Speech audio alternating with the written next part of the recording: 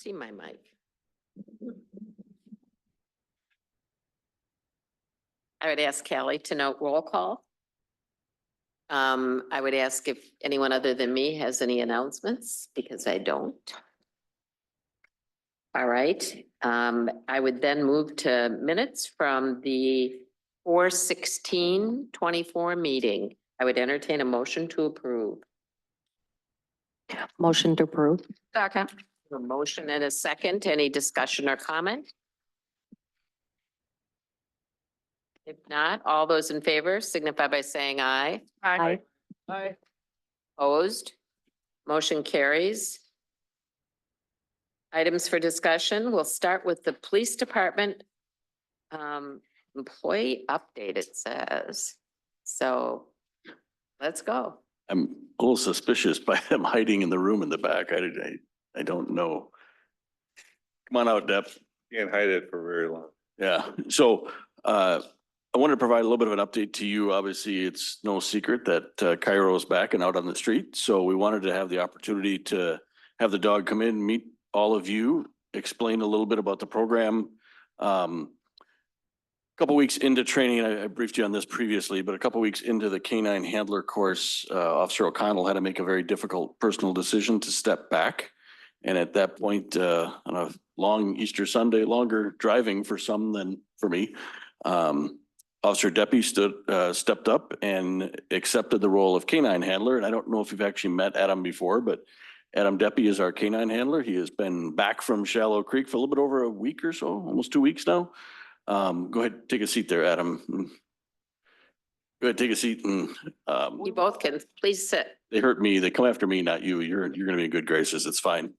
But Adam really stepped up and has been doing just a phenomenal job with the dog, with the program, getting us launched, getting us in a really good position. As well, I know you know Sergeant Hughes. He's been here with us before, talking really about traffic safety the last couple of times, sitting here when I'm not available. Sean was given the great task of being voluntold to be the canine sergeant. He's learned all kinds of things about dogs, tracking, training, all kinds of things like that. So Cairo has been on the street for a little bit over a week for like one rotation for his 6 days. Had some success already. He's been deployed a couple times, not in the village, but there's some good stories that came out of it. End of a pursuit. He was at, it was Friday night, I think that was. And then he was also out trying to find a scent to search for the missing Silver Alert in Burke just over the weekend as well. So those are their challenges, right? Our first and foremost responsibility is to the village, and we will always do our best to protect the village. We will never leave the village unprotected. If Adam happens to be the only one on the street, or if he's with a partner that gets sent down or is taking somebody out of the village to the jail or to detox or something like that, we will not allow him to leave the village. So there's no one in the village. But in the same time, every time we do a deployment or he's able to deploy Cairo and work the dog, it makes the dog that much better so that when we need him in the critical moment, he's got more training, more experience. So people have helped us for years. It's just really good for us to be able to give back. Unfortunately, his first assignment was to Mount Horeb, to the school shooting. So it was, hey, Adam, welcome to work, get in the car and go. So they've had some 3 different deployments, actually, if you look at it that way. So Adam and Sean are here if you have questions, or Adam, maybe if you want to just take a couple minutes, talk a little bit about the training, a little about the capabilities of Cairo. We're not going to do a formal demo. Our plan is I'm going to pull out some equipment here in a second while they're talking. And then while we're putting that away, then Adam will go get Cairo and bring him in and kind of walk him around the perimeter so you can all see him. If you want to greet him, you can. He's friendly. We took him in by Village Hall staff yesterday. They were having a good time kind of watching him play and work with his toy that he sees as his reward. So I'll give it to Adam and I'll grab that stuff. Hi, nice to meet everybody. So a little bit about the training. It was near Sharpsville, Pennsylvania, which is about a mile across the border from Ohio, about 9 hours from here. Like the chief said, we drove out on Easter Sunday, drove into the night, and then got there that Monday morning to start. I was there for 4 weeks to finish up the class with him, and then graduated with the rest of the class and was able to come back to the village. So that was good. He did the 6 weeks with that training. Before that, then he did a previous 6 weeks with that kennel. And then throughout the course of his life before that, each kennel that he worked at or lived at was kind of a building block. So originally he was born in Slovakia. He's 15 months old, or just about to be 15 months old. So he spent some time there doing some training, and then moved on to Poland, and then Holland, and then Pennsylvania. So he's been a little bit of a world traveler over the last 15 months. But now he's here home in DeForest, so that's where he'll stay. And the training is it's modular, like I said. So if you think about, where he was born, that was kind of like preschool, and then elementary school, middle school, high school, college, and now he's on the job training. So it's builds up and he just continues to get better over time. So does anyone have any Rebecca? for me right now, or? Of course, I have a question. Yeah. So what language does he, since he's been such a world traveling dog, what language does he Yeah, so. typically respond to? So it's a mix. It's not just one language. A little bit of it's Dutch, German, Polish. Just kind of depends on what he was working on where. So for example, when he was in Holland, a lot of the stuff that he learned when he was in Holland is in Dutch. The stuff that he learned when he was in the United States is mostly in German because that's the traditional language used to train police dogs. And then a little bit of Polish as well, because he spent some time in a kennel there. And then there's also sometimes multiple commands that will do a similar thing. Like for example, like if he was getting into something, one thing you could say is nay, which that's what they told us to say.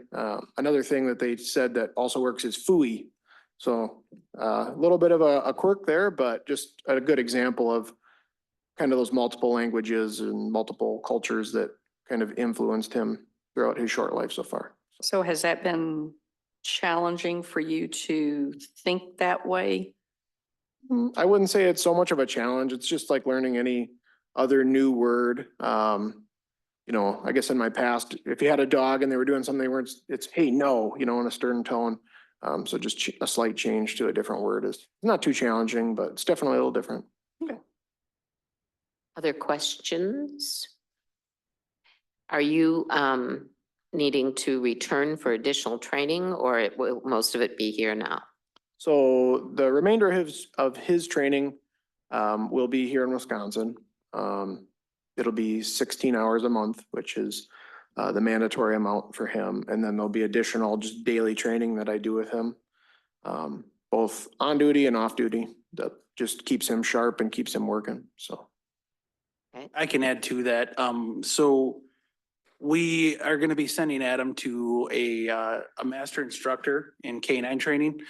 The name of the kennel is Stanig Tall. It's located in Fond du Lac. That's where he'll do most of his maintenance training, and he has to annually certify the dog for narcotics detection. And that'll be done through them as well. So they offer all of that in one big go for us at an annual rate. So That's great. That's great. Colleen? Is he trained, kind of cross-trained for drugs and search and rescue type of thing, or missing people rather? Yeah, so the things that he's trained to detect would be narcotics and then human odor, and it just kind of depends on the task that he's given, right? So narcotic searches is kind of one subset of tasks. He can do buildings, he can do areas, he can do vehicles, lockers, all sorts of different things. And then he's also trained to look for people. That could be in a tracking sense for a suspect. It could be a tracking sense for a missing child or an elderly person or something like that. And then he's also trained to do building searches. So for example, if there was a burglary or something like that and the suspects were held up inside, he could be deployed inside that building to, like in lieu of a police officer, to clear the building. Kind of a soft clear is what we'd call that. Does he have a vest? He does have a vest. We do not have it yet. He's got to get measured, and then we'll be getting a ballistic vest for him. Right now, he does have kind of more of a typical dog vest, what you'd think of, and that's what he's used for tracking. So he gets hooked up to that with a long line, and then he can pull me around for a while rather than me pulling him. So He kind of forces you to be relatively physically fit too, as I recall some in the past. They can go quite a distance if you're tracking somebody. Yeah, yeah, absolutely. It's he's like a 2-year-old in a German Shepherd's body. He's just nonstop energy all the time. And then when he does take a nap, he's out and then wakes up and right back to it. So he's got a lot of energy, that's for sure. I do want to add in regards to the vest. So we reached out to an organization called Vestadog. And I spoke with I don't know exactly, the chairperson, Donna. Donna was nice enough to ensure us that she's going to provide the vest for Cairo.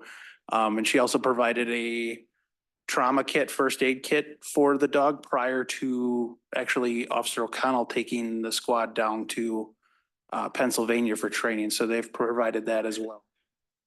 So they've been very nice to be able to reach out to that resource. That's wonderful.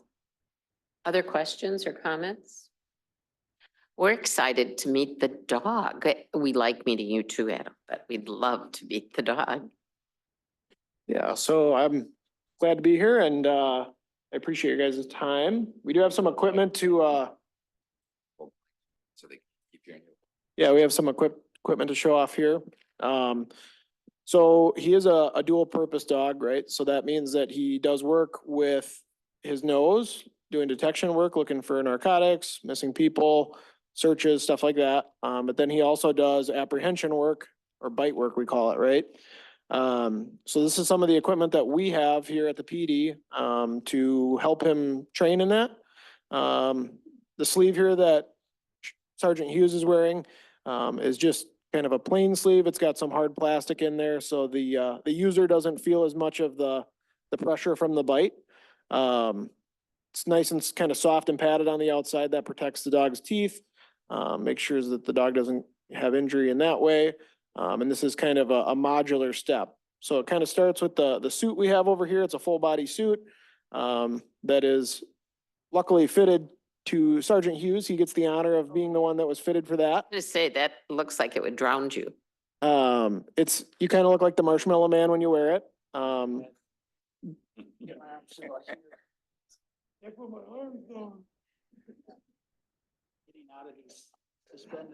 my goodness. They're huge.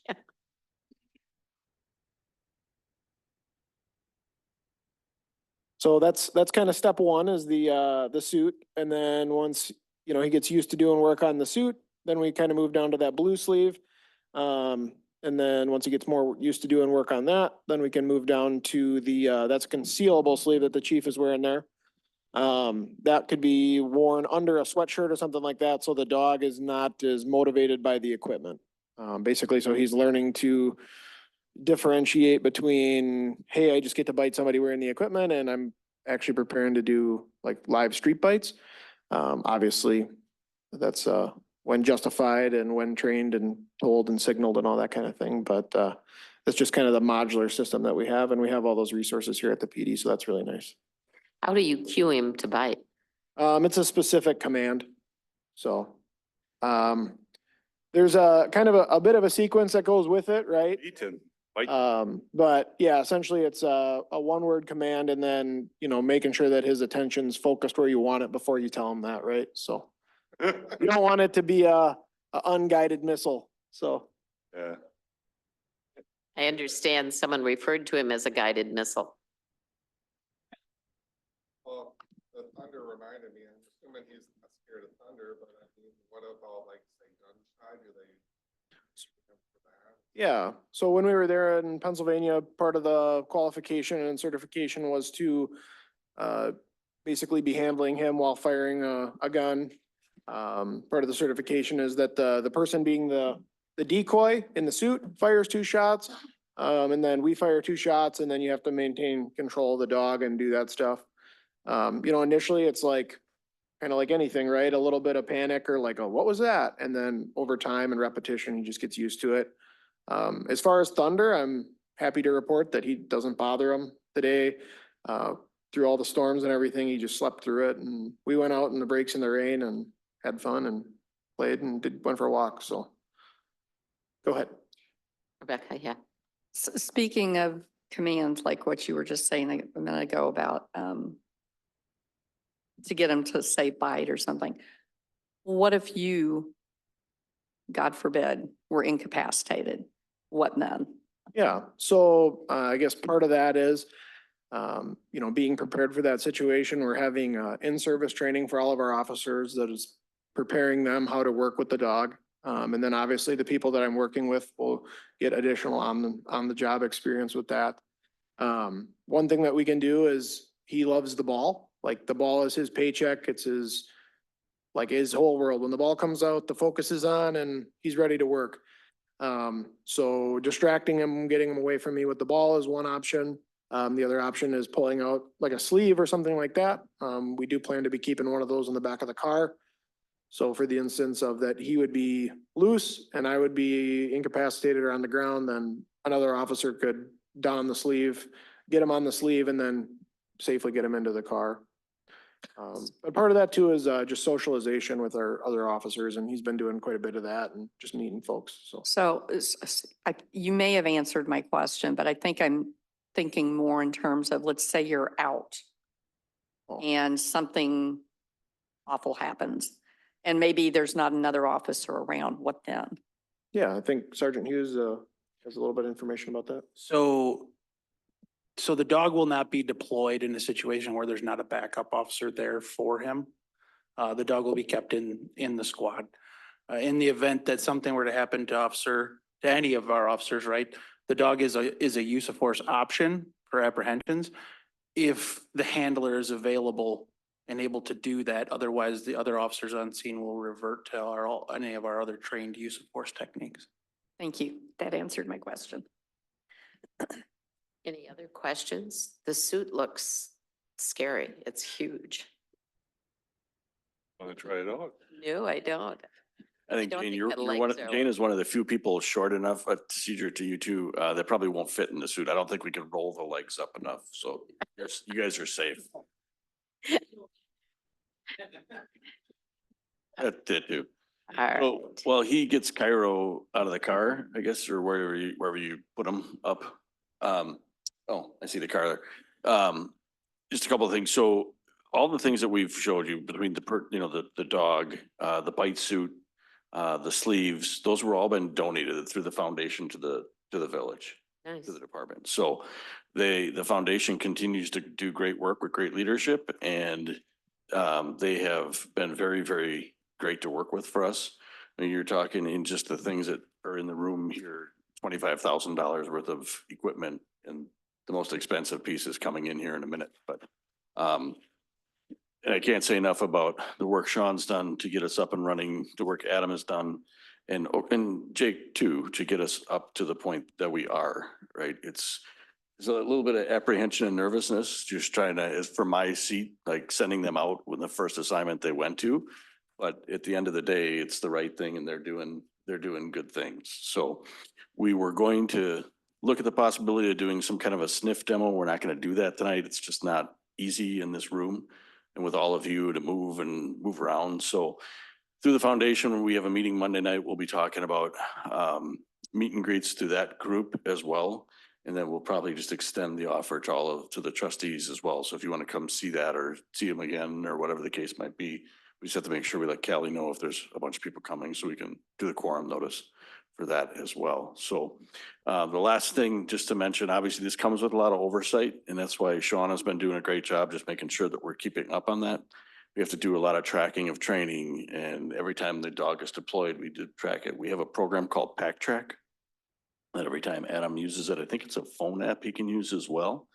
And he can just enter in the details and it goes into an approval layer so that the sergeant can see it and then just kind of basically build in the CV for the dog. So that if he gets called into court, we now have record of everything the dog has done. I don't know where he's walking around the building. He's definitely high energy. I mean, he's 15 months old on the 13th. So he calms down quick. I saw him, Adam came back on a Friday, April 26th. He took him for a long walk, actually walked him down to the PD had a joke with one of the officers, had him sit outside of his car and took his picture, like, because he thinks one of our staff thinks they can outrun him. He can't. But he bought him in the 27th and you could see he was very stressed. The dog was stressed about a new environment. It's a new environment, right? He grew up in a kennel. He lived in a kennel his whole life. He's been around how many other dogs? And that's just what he knows is normal. But he is really adapted. I think every day we tell him, bring the dog through, let him meet people. We brought him over here yesterday. We're bringing him in here tonight. I wouldn't bring him in here if I had any reservation about how he'd behave. You'll see him when he comes in here just about now. He's a working dog. Like he's going to start looking for drugs the second he comes in the room. He's going to be sniffing. You'll see, he'll sniff things. He'll go up and down. If Adam does things, you're in trouble, Bill, right? So if we hear Bill begging for mercy, we know why. I was down in Columbia last week. Nice. But he is definitely, he is very, but he's friendly. He's not, Animal has very good control over him. So if you want to meet him and pet him, just Adam will probably, we asked him to walk him around the perimeter of the room here. All you gotta do is turn to him and he will, just kind of face him. Don't do it aside or throw a chicken wing out or anything, because he'll say, oh, bite sleeve. But he's very friendly. I walked him into Bill's office yesterday. And through everything. So he's been great with staff. Just turn and face him. He will sniff your hand just like any other dog, and then probably look for his ball, which is his reward. So it's, yeah, he likes any kind of ball. So what's that? Palm down or palm up when we do that? Almost, it doesn't really matter. He just wants to, he's just looking for attention and wants to play. He's a big play. He might, if you. I got a question for you. Yeah. When you're in a crowd, I mean, service dogs, they generally don't want you to touch the dog. Or it would say they're in a park and it's doing a demonstration. You allow people to pet the dog or is Not while the dog's working. So this is a little bit different. He's not working right now. He's here to, a lot of what we do is community relations, right? I mean, it doesn't matter if it's Madison, if it's Milwaukee, if it's DeForest, canines a lot of times are good community relations things, but they're also prepping for the next time. let's say an 8-year-old is out there, do you allow him to pet the dog? Absolutely. We've had that in already. We've done things with him already, like you see, he's like sniffing around the perimeter. Yep. Callie didn't hide anything in here today. But he will absolutely try to jump up on you because he's, like Adam said, he's like a 2-year-old without manners.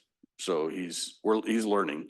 He actually jumped up on the briefing table Friday and it's at shift change. Just a All pup? of a sudden he's like, boom, up on the table. We're like, where did that come from? So he is a shepherd, but we know he does have some Malinois on him. He's got a little bit of mix into him. So he should be about fully grown as far as size, but he will fill out. Yeah. So Sean, add in anything you have as we're watching him walking around the room. No, he's out of the kennel. It's a pack mentality in the kennel still. Now he's out on his own. He has to socialize with Yep. people more. He wants to drink. Socialize, that's why we say, every time Adam comes into work, he brings them into the PD. And that's good because it's good for our staff to see him and he's not, you can see it. I mean, he's just looking to have fun and see people and he wants to jump up on people and say hi and that's just the way he is. But You like Jimmy John's? he's gonna eat your sandwich freaky fast, Alex. That's.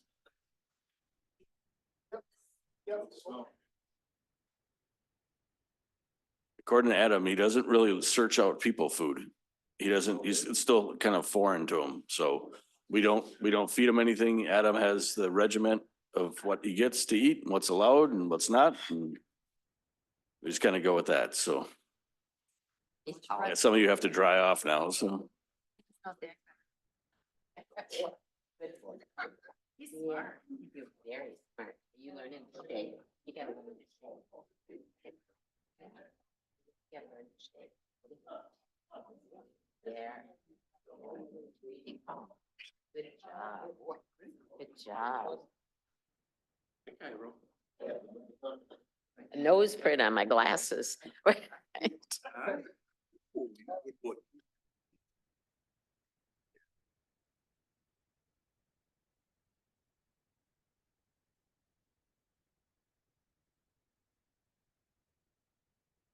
You can feel how much power is Yeah, in it. oh, yeah. And they have but you still gotta get muscle.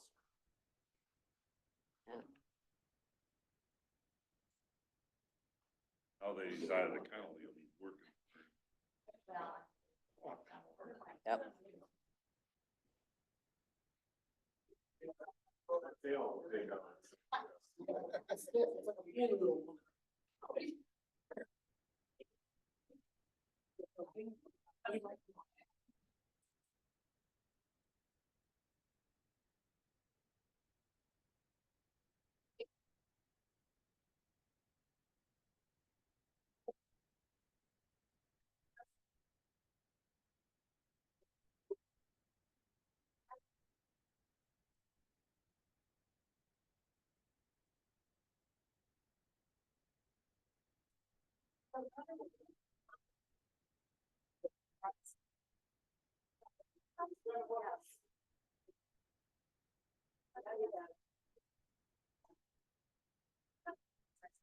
Sarge?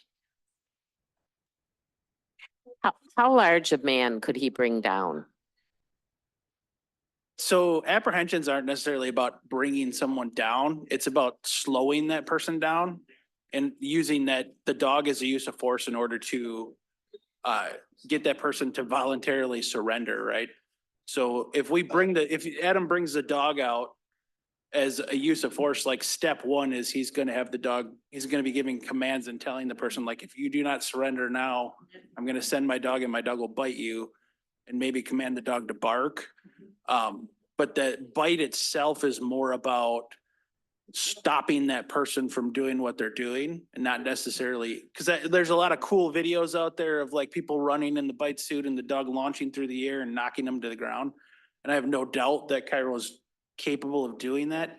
That's not really the purpose behind an apprehension, right? It's more to slow that person down long enough for officers to catch up and to gain that compliance from that suspect. So I think it depends. It's like anything else as far as size goes, right? Like, could he take a large person to the ground? Probably. I mean, those of us that are tall tend to have a much higher center of balance, and if he hits you right, you're gonna go down. But that's not the purpose of the apprehension. Does that answer the question? Yep, it does. It does. Well, I want to compliment you guys and Chief on the great job that you've done in finding a dog and getting a handler trained and on the job, and all the work you're doing, Sarge. It's truly an enhancement to our force, and hopefully it'll continue to expand our capacity to make a safe community. So we're thankful. Yeah, thank all of you. I mean, it's your support too that, we came with a idea about starting a foundation, a fundraise for, as much of this as we could. And just your support means the world to everybody next door. So Adam, put them back in the car already. So we'll do, like we mentioned before, when the foundation does their couple of meet and greets, we'll just send that invitation back if anybody wants to stop in.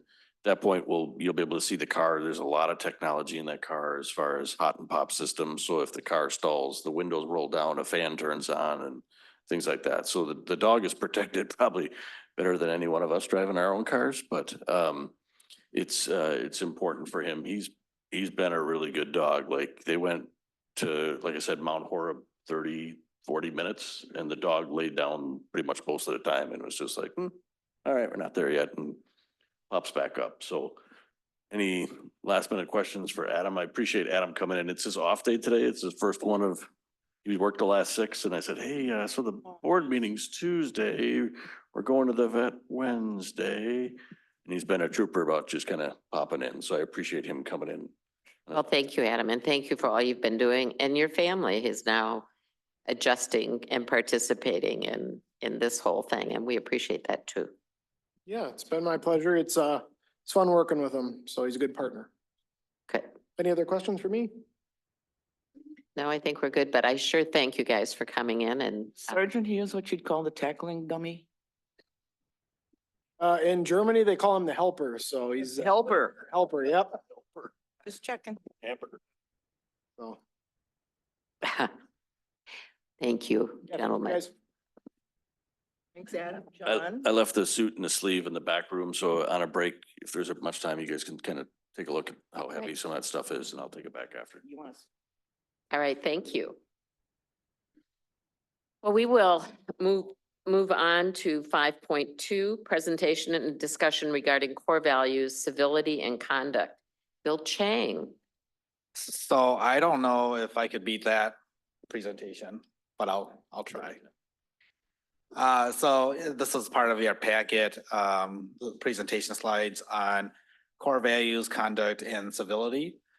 And so if you remember about, last year around this time, the village board adopted resolution 2023-044, which, adopted core values for the village board. This was becoming of a, it's resulting from what was previously the board operating principles and code of conduct. If you remember, believe the village board moved away from that in 2021. And then due to certain circumstances in 2022 into 2023, we had a discussion about professional conduct and being able to provide a safe space, safe environment for debate and civil discourse here at the village board level.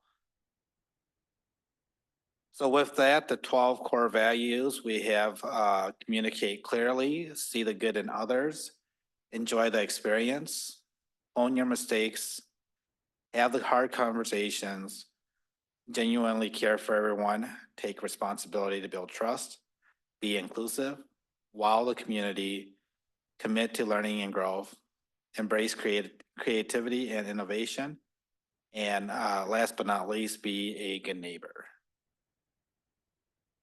So these definitions you see here are annotated, so just getting to the very main purpose of the core value itself. If you remember, we spent some time kind of defining each of these core values instead of providing them and reading them all to you in full. I decided to be able to just talk about them casually here. So in regards to communicating clearly, communicate in a way that sets clear expectations, recognition. I recognize the different ways that everyone contributes to the conversation and ensure that all voices are heard. See the good in others. When one person succeeds, we all succeed. Take the time to recognize and celebrate the teammates for their kindness, hard work, and support. When we are faced with a challenge, focus on the benefits, no matter how slight or unimportant they may seem. Enjoy the experience. Take time to celebrate small victories, big wins, and resident success stories. Enjoy the incredibly unique, genuine, and amazing people you are surrounded by each day.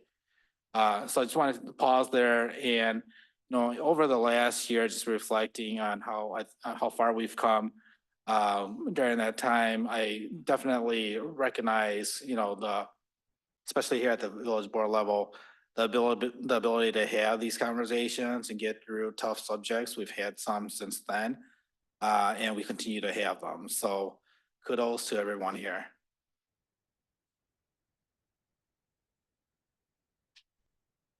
So continuing on, own your mistakes. Mistakes will happen, so confidently own yours. Proactively communicate and ask for help to fix it. Focus on what you can learn from the mistake and what you will do differently going forward. Taking accountability when things go wrong will set a positive example for others to do the same. Have the hard conversations. Say what needs to be said, but do so with respect and kindness. Be transparent on what you need and why. Bring your ideas to the table without fear of embarrassment. Shift your perspective on feedback. Actively seek it out, both positive and constructive, from your team and residents, and receive it with gratitude and grace. Genuinely care for everyone. Build relationships with fellow trustees and staff on the foundation of respect and authentic care. Take time to connect when possible and build trust and get to know each other personally. So again, I'll pause here. I mean, we're, in a situation and in the environments that we work in, we know that we're not perfect, right? And there are a lot of different perspectives. Sometimes hard conversations need to be had to get through those circumstances and get to a final resolve.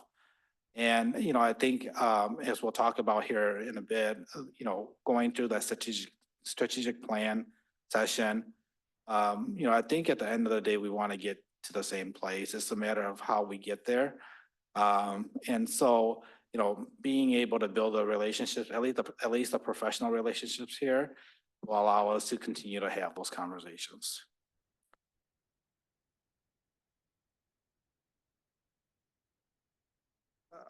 So continuing with the core values, take responsibility to build trust. Trust must exist for success to be achieved. Trust that everyone will show up every day to do what's best for the village. If you've broken trust, realize it's not about your intention, it's about your experience. Be inclusive. Everyone has a voice and valued opinion. Recognize, compliment, and celebrate people for who they are, and appreciate what the differences of the team are are what makes it stronger. And connect with the community and form true relationships, ask them what they need, and listen empathetically. If you don't have the answer, say so and quickly go find out. If you need something that can't be provided, connect with someone who can help. So we're all a part of a team here, right? And so, you know, being able to keep each other's trust, keeping in mind that everyone has different opinions and they're on the board for different reasons. And they're representing different folks that also have diverse thoughts and backgrounds, et cetera. And so, you know, being able to relate to that and keeping that open mind, you know, can really help us move forward in, you know, some of the decision-making processes that we engage in. Again, we're a team here. So if you don't have the answer, or you can rely on staff to find that answer for you. If we don't know the answer, we'll do the research and we'll get back to you. And so I think we've been very clear that the line of communication is open, and we hope to carry that forward. The last set here, commit to learning and growth, be hungry for personal growth, passionately and enthusiastically take on new challenges, choose to have a growth mindset, value lifelong learning and continuous improvement, embrace creativity and innovation, have an open mind approach to everything that you do, welcome and encourage diversity of thought, be proactive by calling attention to issues or potential issues before a mistake might be made. Instead of putting out fires, work to prevent them. Be a good neighbor. Care deeply for the village of DeForest, whether you are a resident, an elected official, or an employee. Put ethics and equity at the forefront of everything that you do. Indulge in the work that you do, and be proud of the results that you create. So, you know, in regards to these, you know, I think if we come from the perspective that we don't know everything and we simply can't, you know, being able to learn, there's opportunities to learn. You know, and one of the items that we'll be talking about in the strategic planning session at a different meeting is providing you opportunity to learn more, whether it's Robert's rules or his specific subject matter. You know, we're open for that communication. And so, you know, I think as you volunteer to be on the board, it's my hope that you will also be hungry for personal knowledge and growth in subject matter of municipal government. So moving on from there, the core values as part of the strategic planning was really inserted in there. Highlighted here as we went through the process for the surveying and interviews for the strategic plan. We really did find as part of the SWOT analysis that a weakness of the village at the time was the tension and distrust between village board, staff, and community at large. And so we are addressing this head on. have been addressing it head on.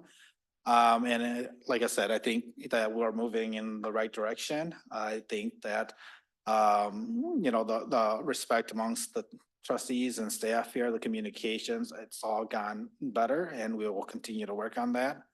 We'll review annually, and as part of this, we are planning an annual retreat or training session for the village board and department directors to continue to work on the relationship building portion of this. So the next meetings to look forward to on June 4th during the COW meeting, we'll talk about the various strategic objectives and initiatives that are addressed to the village board.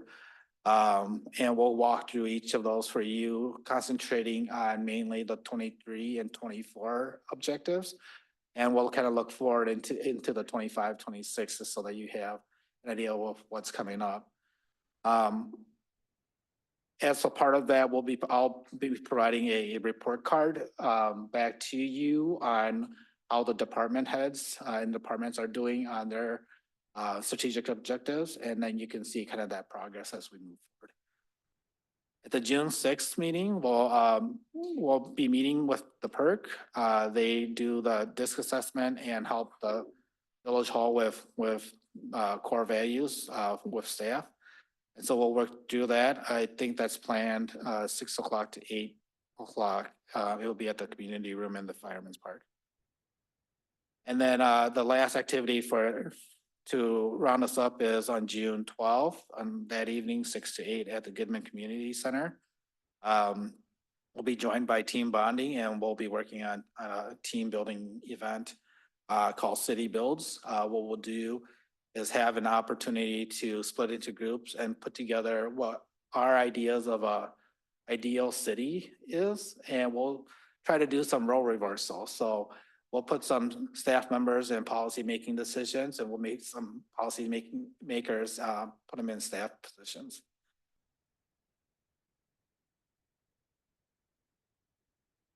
So additional efforts, core values it doesn't stop here at the village board level. It needs to continue to other levels of government for it to be effective.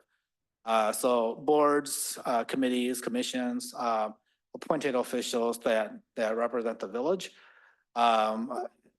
should be valuing these core values too, and being able to run effective meetings at that level with the respect and the dignity that the village board wants to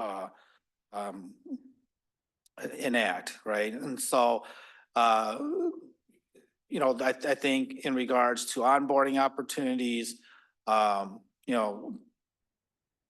when folks are appointed, we're looking at methods and ways to onboard not only trustees and staff, but also board members to get them, first of all, educated in their particular committee or commission that they're appointed to, but then also to talk about, core values and, get them, for lack of a better word, to drink the Kool-Aid, right?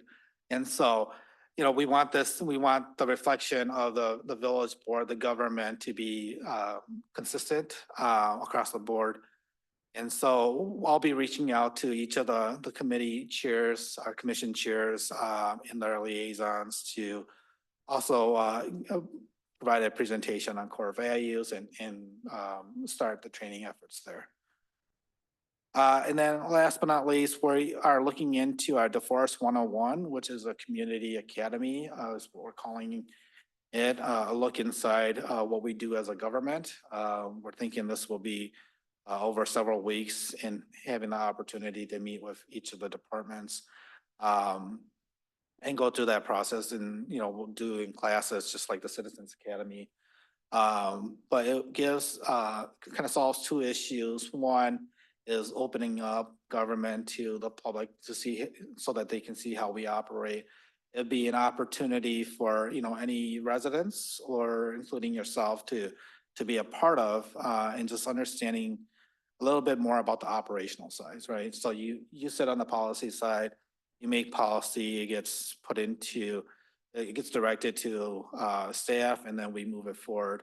And so you get to see kind of that other side. Again, open to the public. And then, you know, the other thing that it would address is this threat that was identified in the SWOT analysis is, you know, nobody wants to get involved in local government. And so how do we change that? I think a part of the answer is to show what we do here and the important work that we do day to day.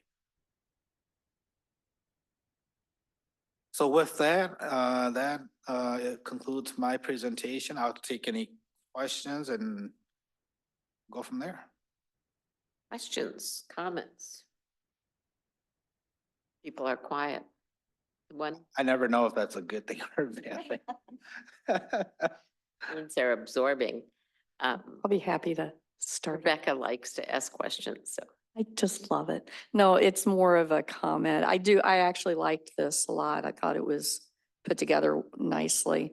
I think on that last slide, well, not the very last, the DeForest 101, I think that's going to be, it may get a slow start to begin with, but I think if we push through and maybe even if we did something like that annually, kind of like the Citizens Academy or however we can do it where it makes sense. Strategically, logistically, the whole 9 yards. I think it would be really good to do that because, and maybe even, you know, even if we don't get our youth necessarily involved in the committees themselves, maybe even allowing some of the high schoolers to come in and see what that's all about, because maybe, I mean, there are future leaders. And so I want to see them involved as much as we can get them involved logically. But yeah, I hope we can really get the word out about this. Yeah, so we've actually been planning this for a while, and Kelly and Stacy have been doing some research into this. The communities that do implement this type of program have seen, you know, their classes fill up. So there's a natural, I think, desire to understand what happens behind the walls of government. And so, you know, being able to advertise going into it, I think, you know, we're going to be able to fill the first class. And it is an intention to continue to have it annually. We're thinking, you know, sometime in the fall, so that, you know, folks can go through it. They can decide whether or not they want to run for a trustee seat or be appointed and come in the spring. And so it sets up, wow. And so that's, you know, we're putting together the details of the program right now. And I'm sure that as those items come to fruit, we'll be able to advertise it on, you know, the various websites and social media that we have. Beyond training for just it or convincing people they might want to run, I think it's important just for people to understand process so they know how to get things done. I think that's even more important. And if they know that, they may decide to run. But too many people think, oh, I want to run, but then don't know what they're getting into and what their abilities are once they get elected. Jim.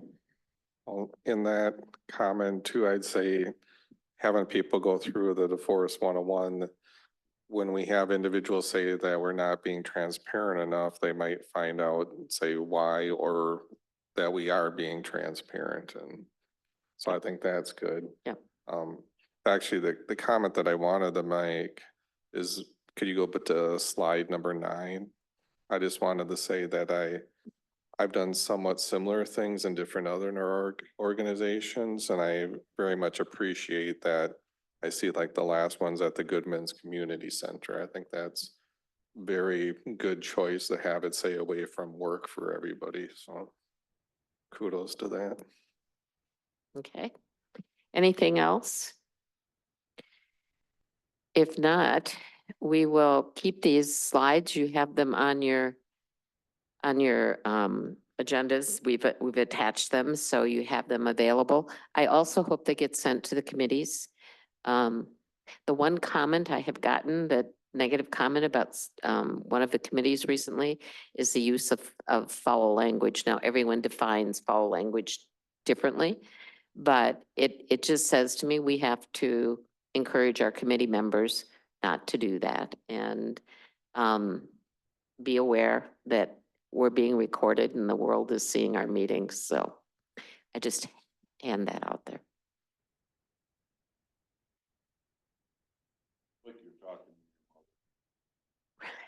Well, not my mother. Right. She, she would have given most longshoremen a hard time, so. I would have had soap in my mouth. Right. All right. With that, we'll move on. Unless you have something else on that matter, Bill, we'll go to your update. So quickly for an update, we continue to work behind the scenes to get the website refresh.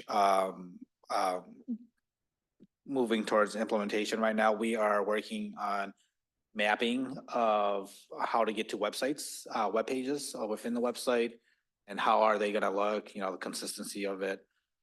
So if you do recognize on the current website, you know, issues, what you may have expected when you went to that website or webpage and, you know, it wasn't there, please let me know. And so we can make that fix in the refresh. There's a lot of tracking of the different changes but we want to make it more effective, more efficient. And so any comment that I can receive on that, be appreciated. Okay. One comment.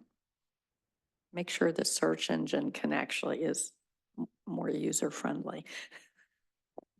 Because sometimes it's really difficult doing a search to find what, you're not quite sure which category to look under, and you'll do a search and you get all these crazy things come up and it's like, I don't know. Just a suggestion. Okay. Police department update? Yeah, just two quick things. We're still in the middle of trying to do some hiring. We did have one of our top two candidates pull out of the process last week, so we moved on to one other one on the list. So we posted for an ongoing recruitment today, just to make sure we have applicants to get to the police commission. So there's that. And then on a positive thing, I heard Friday night late, proposal for an international policing conference that we put in for was accepted. So Captain Riedel and myself will be doing a presentation on leading change in modern policing, and some based on the things that we've been able to do here in October, along with Chief Terrence Gordon. He's from Thornton, Colorado. He's a friend of mine. I worked with him in Milwaukee for some years, but we'll be doing that presentation there, kind of recognizing some of the things we've been able to take the lead on and do here. So kind of exciting, and now the work begins. Great. All right, public services update? Oh, I'm sorry. Carol? All right. I'm sorry, I didn't mean to do this. I know if you want to talk about the audit or anything fun. All right, public service update, a couple things. Thursday, Innovation Drive Bridge was gonna get a polymer up overlay on it. We do that to all of our bridges so they last longer. So knock on wood, the rain holds off. Should it get delayed because of rain, it'll be on Friday, but it's a 1-day thing. It'll be closed early in the morning. We're trying to have it 8:15, so most of the school traffic can get in and out through there. But then it'll be closed throughout the rest of that day while that polymer shuts up. Hickory Lane, from Lindy Lane to Highway V is closed. You can get to Highway V, you just gotta go past, come down Lindy Lane and then go on V.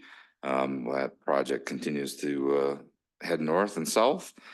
And then two of our other road projects resurfacing, Shawnee and Duraform, those have been done. They look real nice. If you have a chance to check them out, they're in good condition, so. Great. All right. Community services or community development update? Couple of quick things. I think 2 weeks ago, Bill and I had a business visit with ABS that went really well. You know, obviously they put out the notice and had some jobs layoffs. Most of that is just due to global market factors within their sector. So it's good to hear that. I mean, not good to hear, but certainly outside of that, they're happy where they're at. So that was a good visit. Second, Dane County Regional Housing Strategy had a meeting last week, I believe, for kickoff of their implementation phase, as well as to announce they finalized a report. Throughout 2023, they had a whole series of planning activities culminating in this report. So as soon as I get my hands on that, I will pass it out to you all to review. It was kind of a rushed presentation, but I do think there's a lot of interesting data to look at in there. So I'm excited to see what that actually turned out to be. Next week, also on the housing theme, is our focus groups. I know we had kind of talked about some of the activities that we're going to be doing next week. And then the 20th, we have those here at Village Hall. I think I had asked a couple months ago for some volunteers from you all, if anybody's interested in helping us sort of process as well as interpret the results from those focus groups. If you are interested, reach out to me via email, and I'll make sure to include you in that. And then lastly, have some new numbers on building permits so far this year. Obviously, we're just getting started in the season. And we're already seeing, we've got 26 single-family homes permitted as compared to 15 last year at this time. And we're at 215 overall building permits versus 176 last year. So it's going to be another busy year. And Alex, when I was there with you at the forum, I picked up copies of the report for the board and I left them at home on my desk. So I will get them to you. Perfect. Thank you. Yes. The question for you, Alex, everybody asks, the most asked question to me is Buc-ee's. Is obviously we aren't involved in the process really at this point, but where is it at? You know, at the state level, at county, or? So right now, everything's in their court. So they're reviewing, they've worked through their process with DOT to a certain degree.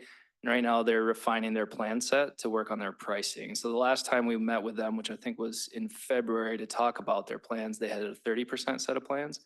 And so they have some preliminary pricing on what it might cost to do some of the public improvements that would be required of that. And they're just kind of working their way up or down, I guess, as the case may be, to a more refined set of plans so that they can hopefully get a more accurate number.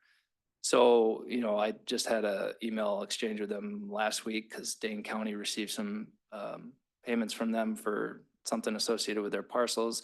So they're still working through stuff, but they have to come back for their formal approval still. Okay, thanks. Jim. So sort of a similar question. You mentioned like that you spoke with ABS. Are they still moving forward, say with the land purchase or whatever that? So they had a planned expansion that they were going to do. And I think if you recall that was that last fall that we kind of moved away from that. So they tabled that at that time. And part of that was just due to changeover in their leadership. So that was also one of the reasons that we wanted to connect with them. They did have a new CEO and some of their leadership on board. So they tabled that expansion. I'm not sure if there's any additional land purchase, but you know. They have acquired, I believe, the 15 acres immediately south of their site. So they are owners of that. Thank you. All right. Hallie, Administrative Services. Recreation and Enrichment. Yeah, so on April 26th, we had our inspection of the concession stand at the athletic complex and we passed that. That was right before the start of our first tournament. We didn't have the best weather that weekend, but we did get through the whole tournament. I think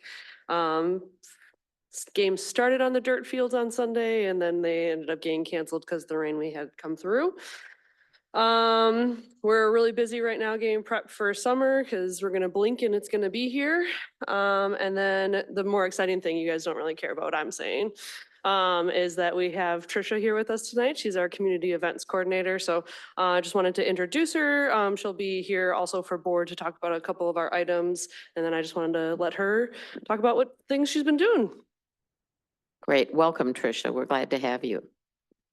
Yeah, I've been here for almost 3 months now. I had one of my first events, which was Earth Day, which I was really excited to kind of do that out in the community.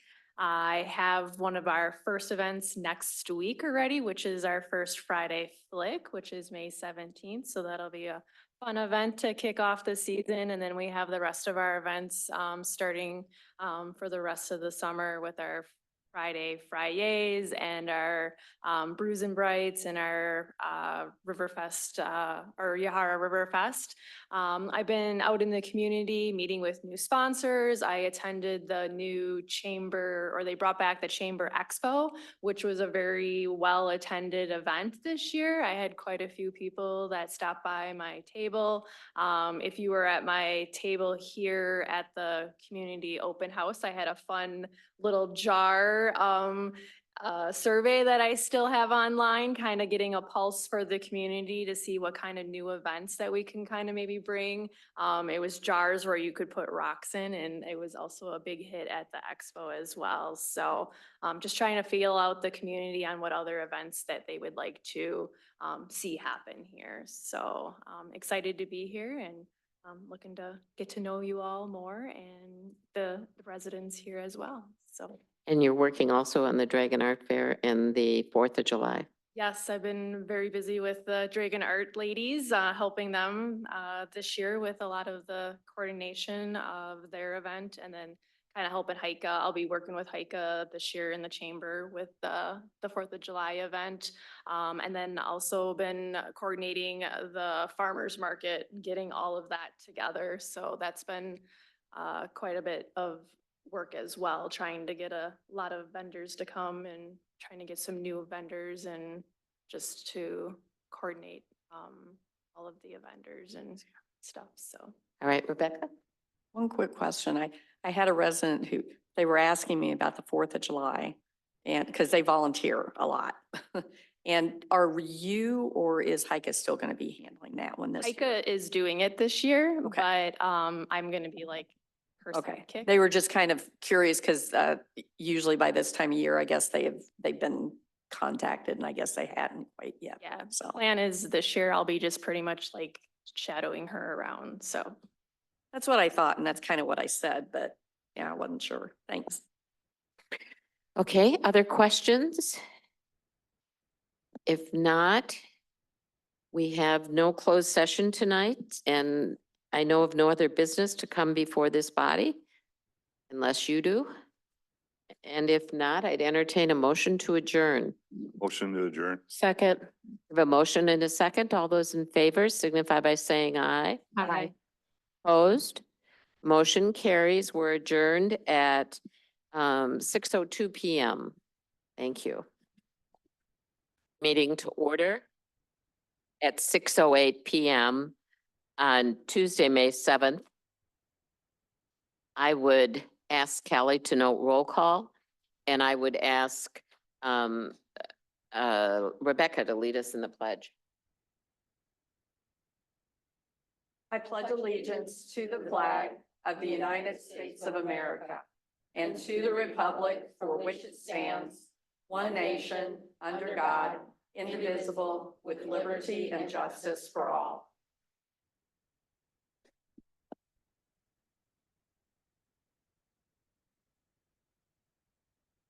Now I have to get back up on my chair. All right, announcements. The village board will convene into closed session pursuant to section 19.85 1E of the Wisconsin statutes for purposes of deliberating or negotiating the purchasing of public properties, the investing of public funds, or conducting other specified public business whenever competitive or bargaining reasons require a closed session. Tonight, negotiating a development agreement with TDC DeForest LLC, negotiating a recreational facility sponsorship agreement with Quick Trip, Inc., and considering the purchasing of public property for redevelopment and negotiating a development agreement with Pleasant Hill DeForest LLC. We'll move to the consent agenda. I would entertain a motion to approve. So moved. We have a motion. Do we have a second? Second. And a second. All those in favor signify by saying aye. Aye. Opposed? Motion carries. Public appearances, I know we have one, and I leave that to Callie. Yes, I received a form from Abby Lowry at 609 Greenfield Drive in DeForest. And Abby has requested that I read her comment. As someone who has kids attending DASD schools, I am amazed by the dedication of the school staff, administrators, and school board. Since this is School Staff Appreciation Week, please join me in thanking all of our educators and use your role as village trustees to support their work. Thank you. And we do, and it's fortuitous that we have you all with us to thank you. Any school system that put up with my grandchildren, you know, it's pretty amazing. All right, moving forward, we will move to a resolution 2024-040, a resolution thanking Julie McHugh for her 16 years of service to the citizens of the village of DeForest. Please come forward and you can bring your husband. I'll make a motion to approve that one. I would second Second. that. We have a motion and a second. All those in favor signify by saying aye. Aye. But I still want it read out loud. Opposed? Motion carries. Julie, we'll ask you to come up here. We're all very, very pleased.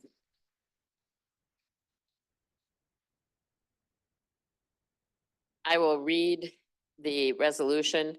Whereas Julie McHugh, Municipal Court Clerk, has informed the village administrator that she intends to retire and that her last day in the office will be May 15, 2024. The village board recognizes the hard work, commitment, and exemplary service Julie has provided to the village of DeForest as an employee of the municipal court and administrative services team. And whereas the village trustees and staff recognize and appreciate Julie McHugh's dedication, diligence, and dependability to make DeForest a highly desirable place to live, work, and play. And whereas Julie McHugh's knowledge of the municipal court and skills in communication and conflict resolution have led to efficient and effective municipal court services. And whereas Julie McHugh is also a valuable team member for her contributions to the workplace culture at Village Hall. And whereas the Village of DeForest Board wishes to express its sincere appreciation to Julie for her dedication and for the service she provided to the residents of the community.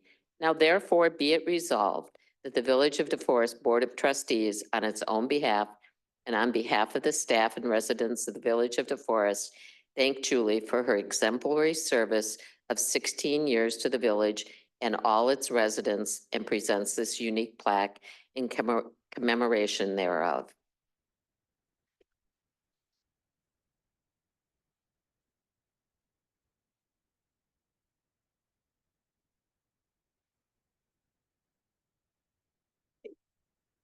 It's also hard to believe that she's retiring and she was in my daughter's class.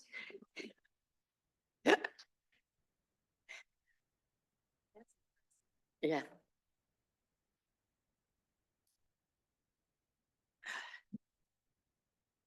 All right, thank you, Julie.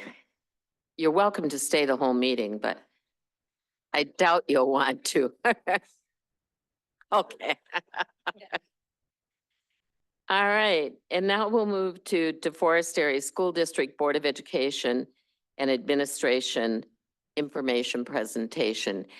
I'm not sure who's coming forward, but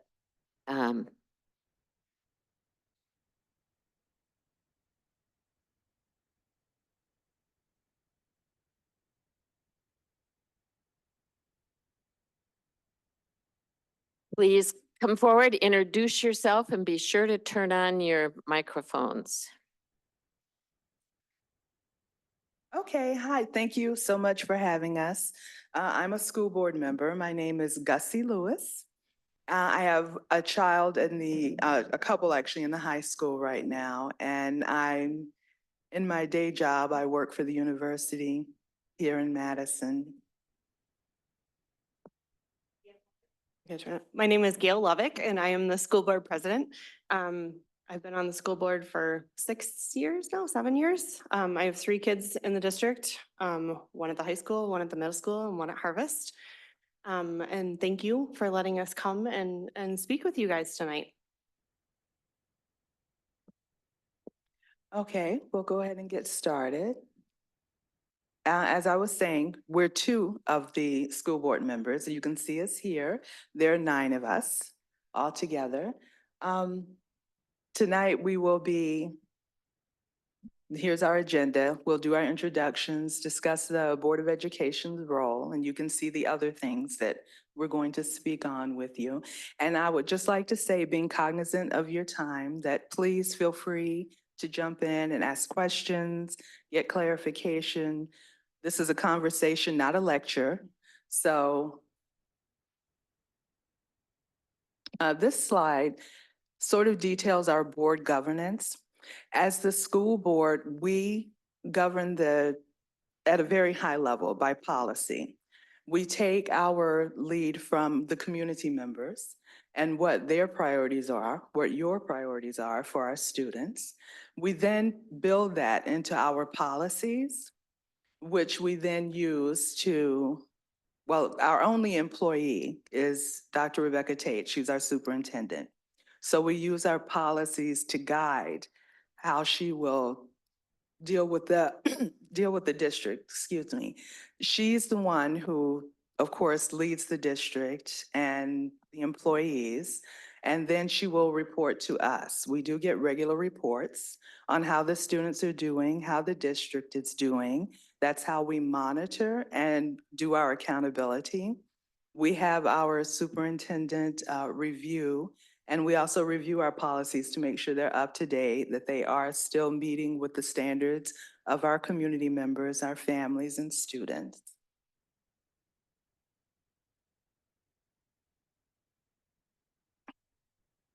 All right, so she kind of talked about how our board operates, and something that we focus on as a board is our student results policies. Our students should be the highlight of our district and they should be our focus, and we make our board policies and board meetings reflect that. So you'll see 3 of our big student result policies. Academic performance is just that. It's your literacy, numeracy, and then taking those core things, the literacy and numeracy, and applying them to all other competencies. The self-directed complex thinkers are, I think of it more what we've built on our ACP planning, so our academic and career planning. It's applying those student knowledges to career programs, anything that you would think of beyond high school. Collaborative and responsible citizens. This has to do with more social emotional learning, behaviors, things that we can teach the kids to be better citizens and contributors in society. So like Gussie talked about, a lot of our policies, or all of them, come from our community engagement sessions. We base kind of our policies on what the community values are. And this started back in 1999, where we pulled a whole group of community members together and really asked, what do you want your kids to look like when you get out of school, right? And through those years, we've met and re-met and kind of rechecked in, because things change, right? And we want to make sure that we're still on track, steering our kids to what they need to learn. So some of the next things you'll see are the priorities that were identified both in the latest ones from 2018 and 2023. And these are the ones that really aligned. And you'll see not a lot has changed, and we're still focused on a lot of those. And a lot of those also fit into what our student results policies are. So you think about staff development and retention, we need those in order to teach our students academic learning, social emotional learning, the community partnerships, mental health, school safety. All of these fit into our policies, and we make sure that we're aligned with what the community values are. So from here, we'll turn it over to administration, who's kind of going to go over some of these themes and where we are as far as a district update.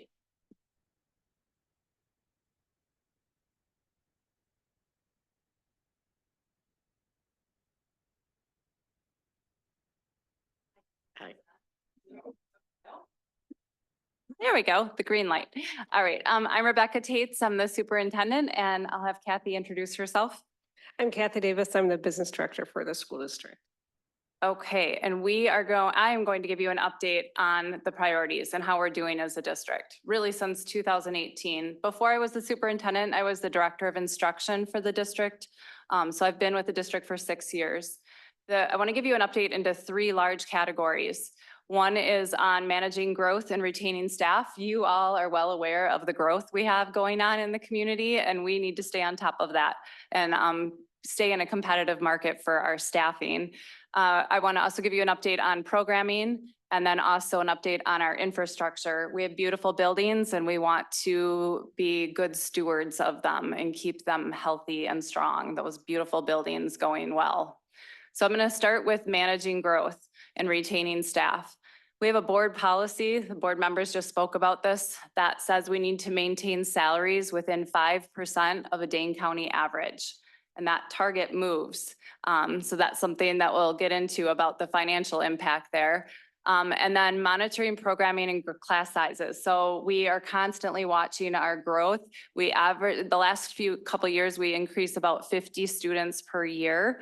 And of course, they don't all deliver beautifully into like one grade level, right? They sprinkle over the grades. So when we add core classes, we usually focus on core classes first.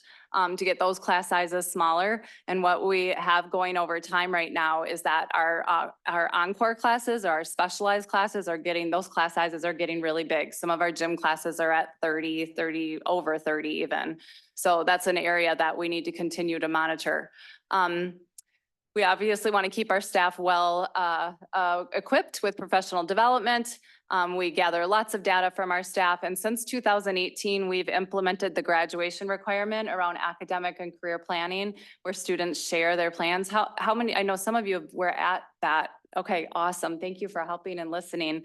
Those are amazing panels, so you get to hear our seniors talk about their plans, and it really explains the programming that we provide so that our students come out college and career and life ready.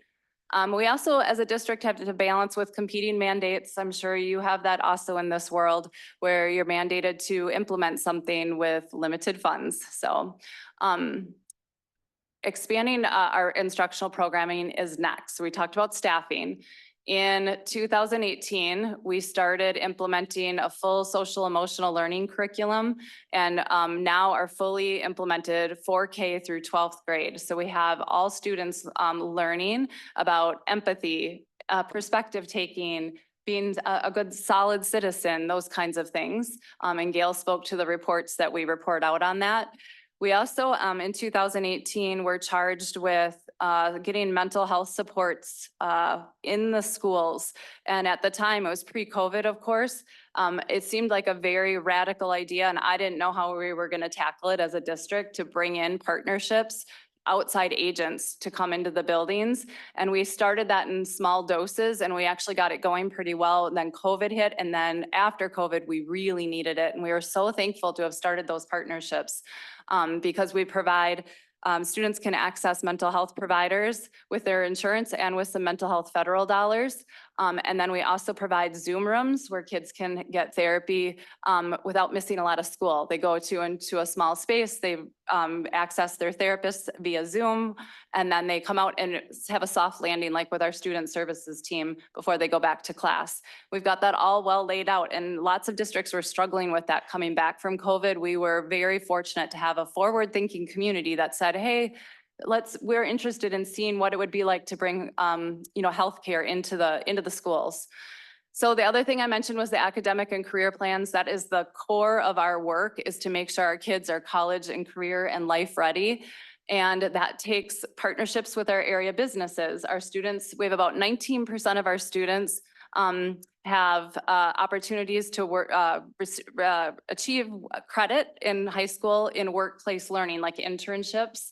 We also have students getting industry credentials, like anything from welding credential to Microsoft Word to Java scripting. So these are credentials we want our students to come out being able to go right into the work world if needed, and maybe not four-year college. So there's opportunities for both.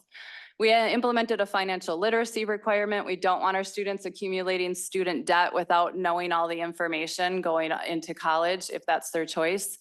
And then equity also came out as a priority in 2018, that all of our students are all of our students. So we need to make sure we're addressing all the needs that come through our doors.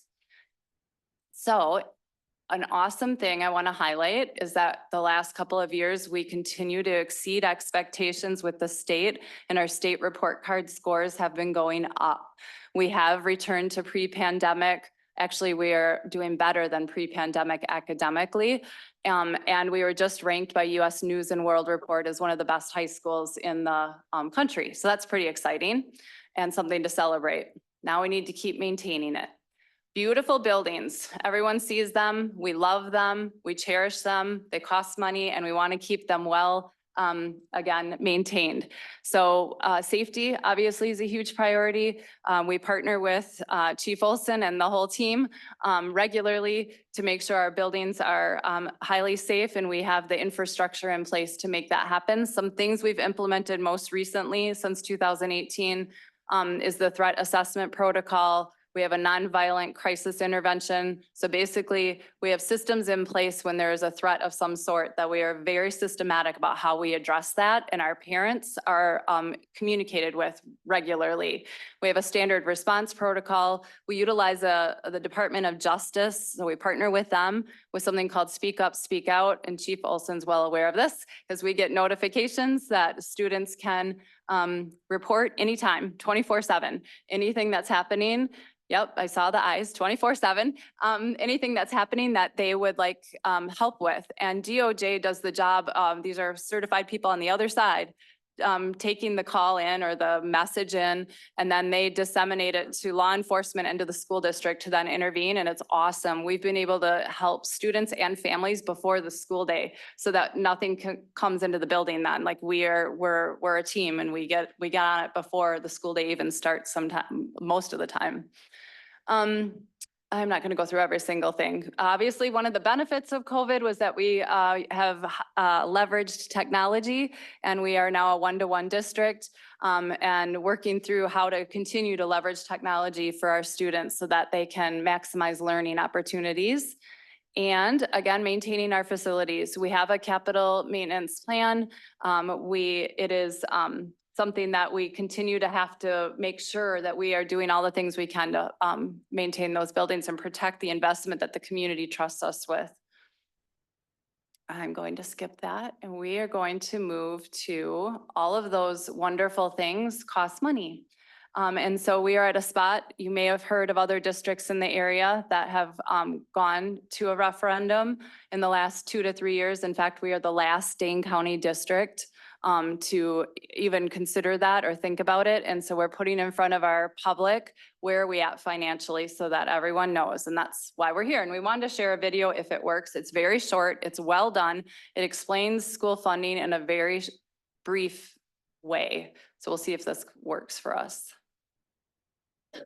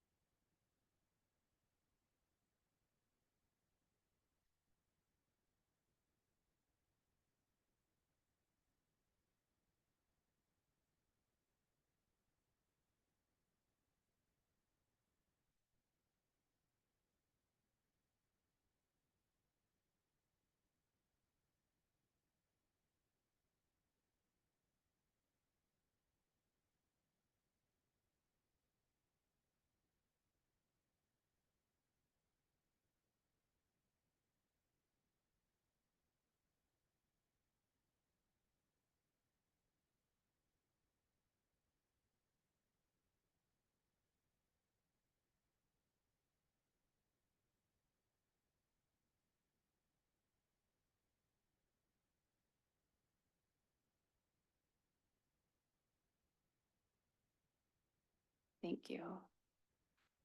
We're going to go back. I'm lost. Third tab. Okay. Here. Nope.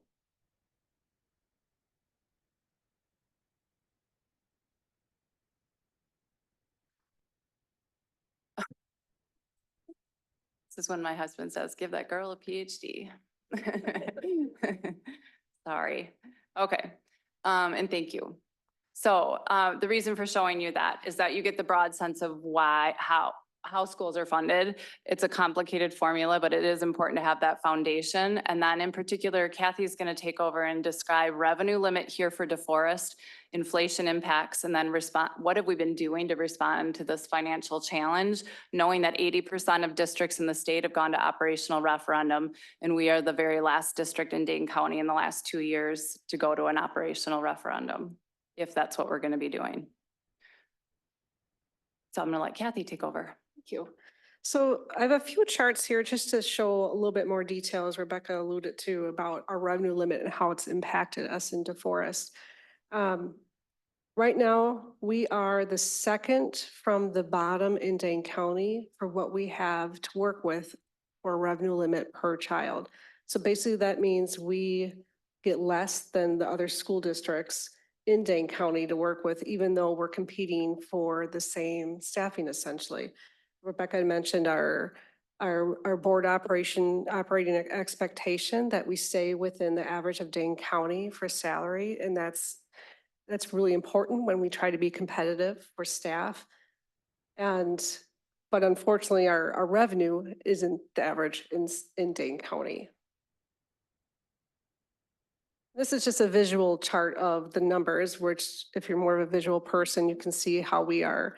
The only district below us is Deerfield, which is a really small community, not too far from here. And the average for Dane County, if we had were at the average level, would be 13,593. So we're quite a bit below the average. In the video, they mentioned how when revenue limits came about, originally they were intended to keep up with inflation. If that had happened since 2009, each district in Wisconsin would essentially have over $3,000 more per pupil to work with. That would be true for DeForest as well. And that actually for DeForest would equate to quite a bit. It'd be a little over $13 million more in revenue, which would make a huge difference in our operational and programming ability. Rebecca also mentioned too, our funding challenges where we have done some things as a district. And I think the reason we haven't gone yet, like the other community or school districts in Dane County, is because our financial picture has been, I would say, a lot more positive than some of our neighbors. Prior to the pandemic, and actually still, we're one of the strongest financial rated school districts in Wisconsin. And that's partially because of our growth. It's because of our good board fiscal management. It's because we have fund balance reserves that we can fall on. Essentially, all of that leads to having the AA+ rating, which there's only a handful in Wisconsin that have that level. And that has also helped us to prolong the need to go to referendum, which has been very important for our board and our administration. No one likes to ask a community to raise funds. It's hard to make that ask, but when you have a district where you can push that off as long as we've done that very intentionally so that we can minimize the impact on our community. Some other things that we have done to respond to the funding challenges is we have used our ESSER dollars that we received from the federal grant. Essentially, that was meant to offset the impact of COVID and improve student learning from the COVID pandemic.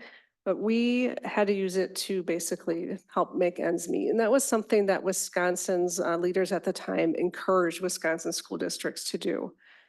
We've also proactively, knowing that eventually there's going to be this need once those ESSER dollars run out, been proactively trying to minimize a potential impact on our taxpayers. So we have, over the last few years, the board have taken steps to manage our debt and to do some defeasance preparations so that if and when we need it to go to referendum, we would have the ability to offset that with, by lowering our debt service levy. So very conscious about impact to taxpayers. Some other things we've done too in the district is we've been freezing our building budgets. Even though we're growing, we've been very limited on the positions we've added. And we've been creative in restructuring a lot, even though there's been needs to address the growth. And we've also allocated more than $3 million of the fund balance that we've had to help balance the budget for this year and for next year.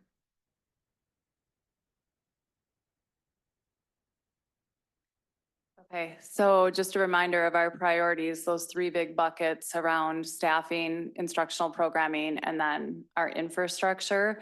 And I'm going to point out a couple numbers before we move on. I'm going to come back to this slide. Remember that board policy that we need to stay within 5% of Dane County average paying our staff. So if we were to do that, that would mean if you're Dane County average, if no one else has a positive referendum, we would need to be right about in the middle of this chart. And that would equate to about a $6.5 million increase per year. So that's one number I kind of want everyone to kind of hold on to. $6.5 million if we're going to stay within board policy to be able to be in that middle. And then the other number I want to point out, yes, question. I just want a question because to me, it seems like we're mixing some different averages when you're speaking because it was within 5% of the salaries. And then when you're back on that slide 15 That's a page, good question. Yeah. you're showing that's the revenue limits per student. So to me, that's not a direct comparison to the salary. Are you telling me it is that's the limits specifically related to salary? Or is that the entire budget is the limit? So that includes maintenance and other things. That would be, it's a very good question and I'll let you continue on it too, but my initial stab at it, and she's definitely the guru, but the revenue limit obviously provides us the total budget. So you're right. Most of the budget. And then from there, most of our budget is made up of staffing. So that's why that would equate. But I don't know if you want to add more to that. Yeah, I would say you're right on the other maintenance things and other operational transportation costs. All that also has to be provided for under that revenue limit. Right. Okay, but the majority of our budget is staffing.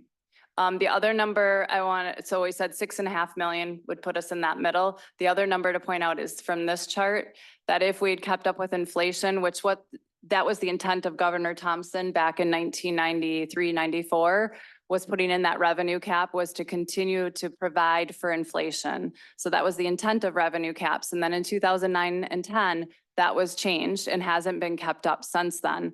And if we were to have kept with that original intent, that would equate to $13.5 million a year. So the first number I laid out was the 6.5 million. This is 13.5 million if we had kept up with inflation. Yes, Rebecca. Why wasn't that done? That was a legislative activity. I don't know. I'm not. Oh, okay. Thank you. Yep. Okay. So back to here. Where we're at is looking at options for a possible referendum. And this is our next steps is to really get this information in the hands of community. And we're going to talk a little bit about how we're doing that. You are a group that we're going to right now. We're looking at anywhere from 6.5 million to 13.5 million. Now you know where the numbers came from. Like, where did we get those numbers from? Why do we need that? And then we look at if we're going to work as a community, do we want to just maintain? Because that's what the 6.5 million would do. And I would know that we would still have class sizes in some areas close to 30 and we'd have to manage that. Or do we want to improve? Do we want to reduce some of those class sizes? That's going to cost more than 6.5 million.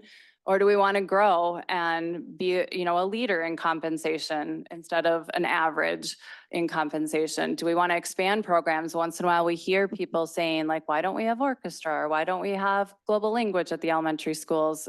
Why don't we have, I'm going to just say scuba diving. No one said that, but you know, those are the things that sometimes people come up with like, why don't we? So that would mean, well, we would need a lot more funding to do those kind of awesome and amazing things for kids. We also could utilize a lot to strengthen emergency preparedness. We get questions about why don't we have an SRO at you know, Windsor and Harvest. Those are the things that we would need future funding for. Anything to add there? Okay, you get to help me with tax impact then, the fun part. I love having Kathy with me. Okay, so the tax impact, that's what everyone really wants to know. So the 6.5 million to a 13.5 million. If we did 6.5 million, catch me if I'm wrong here, that would mean $60 per $100,000 home value, which we all know there are no homes at $100,000, right? So let's say we go $400,000 house. If we were to ask for 6.5 million with a $400,000 house, that would take 60 times 4, which is $240 a year, which is divided by 12, $20 a month. So a $400,000 house would increase school tax by $20 a month, school tax. I know that that's a thing. 20? Yes, that's for the Per 6.5 month? million. What? Per month, because on here it says $60 per year. Well, it would be $240 per month on a $400,000 house. This chart is $100,000. Start is 100,000. Okay, but this is saying per year, not per month. Correct. So I'm just trying to lay out some math for you. So That's where I'm getting a little confused. I Okay. apologize. no, that's really helpful actually to get, you are what, maybe our 4th group. And we need help with what do people actually need to see? Yeah, So so that's what I'm helpful seeing feedback. here is on a per $100,000 Mm-hmm. of home value. Yep. Per year, it would be anywhere from $60 to $200 per year, not per Correct. month. Correct. You just said like $20 a month. Right. Right. So that's where I'm getting confused. Where's the month? Where's the year? Yeah. I can Because say- $20 a Can month is I not. can try to say it again and see if I can explain it a Yeah. little bit better. So this is per $100,000 home, which I was saying there really aren't. We all wish there were $100,000 homes. So let's say it's a $400,000 house, right? And we're looking at the 6.5 million. So now you take the 60 times 4, and that's 240, and then divide by 12 months out of the year, and then you get to $20 a month for that amount. I missed that part. No, that's totally fine. I completely get it. Remember, I didn't know how to get back on the slide, so, okay. But obviously that's to maintain. That's not the same price as we go up. Anything else with that? I will just add, because you might understand more of like the mill rate version of this. So if you think of every $1,000 value of home, this would be 60 cents on that mill rate. That's more math. Okay. So we are looking for our next steps I don't know, eventually we would like some more feedback from you in just a minute, but I want you to know that we are looking for next steps or looking for feedback from lots of different groups. You are one of them. And we have wide open engagement sessions that we'll do some facilitated work with that are coming, the Windsor Neighborhood Center, the DeForest Public Library, Cornerstone Community Center, and Public Library, open to any community members to come. And we are promoting that. A flyer did go into the mail as well about that. And then in the meantime, we're looking for some feedback from you about what reactions do you have about the information we shared and what questions do you have? Okay, questions? We know Rebecca has one. Or a few. Actually, just a couple of, they're kind of a couple right in a row. I'm not going to worry about the first one. One, why the disparity in the limits? I know you said something early on, it's not based on size of the community, which, I mean, I'm looking at it and I'm thinking, we've got one of the higher population things on here, and yet we're one of the lowest or next to the lowest. And some of the lowest populated ones have equal or higher than what we have on our limits. So that's one question. The second question is, what happens if you don't do a referendum? I think I already know the answer to that, but in other words, what would you do? Let's say if for some reason you didn't do a referendum or whatever. And then what amount, we already know what you're trying to raise. What would your options be besides a referendum? If any, I don't know what they would be. I'll tackle the first question you had about why the different amounts in the revenue limits. It really goes back to 1993.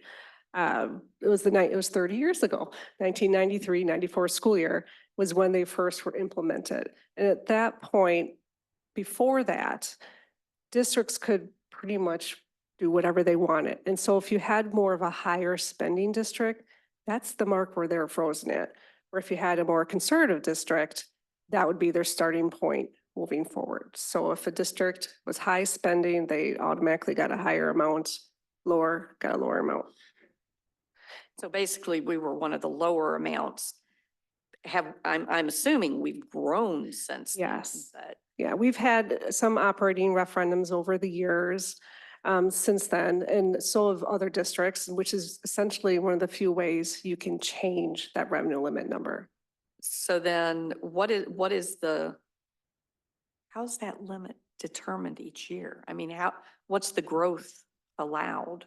It's the legislators determine that typically in the biennial state budget.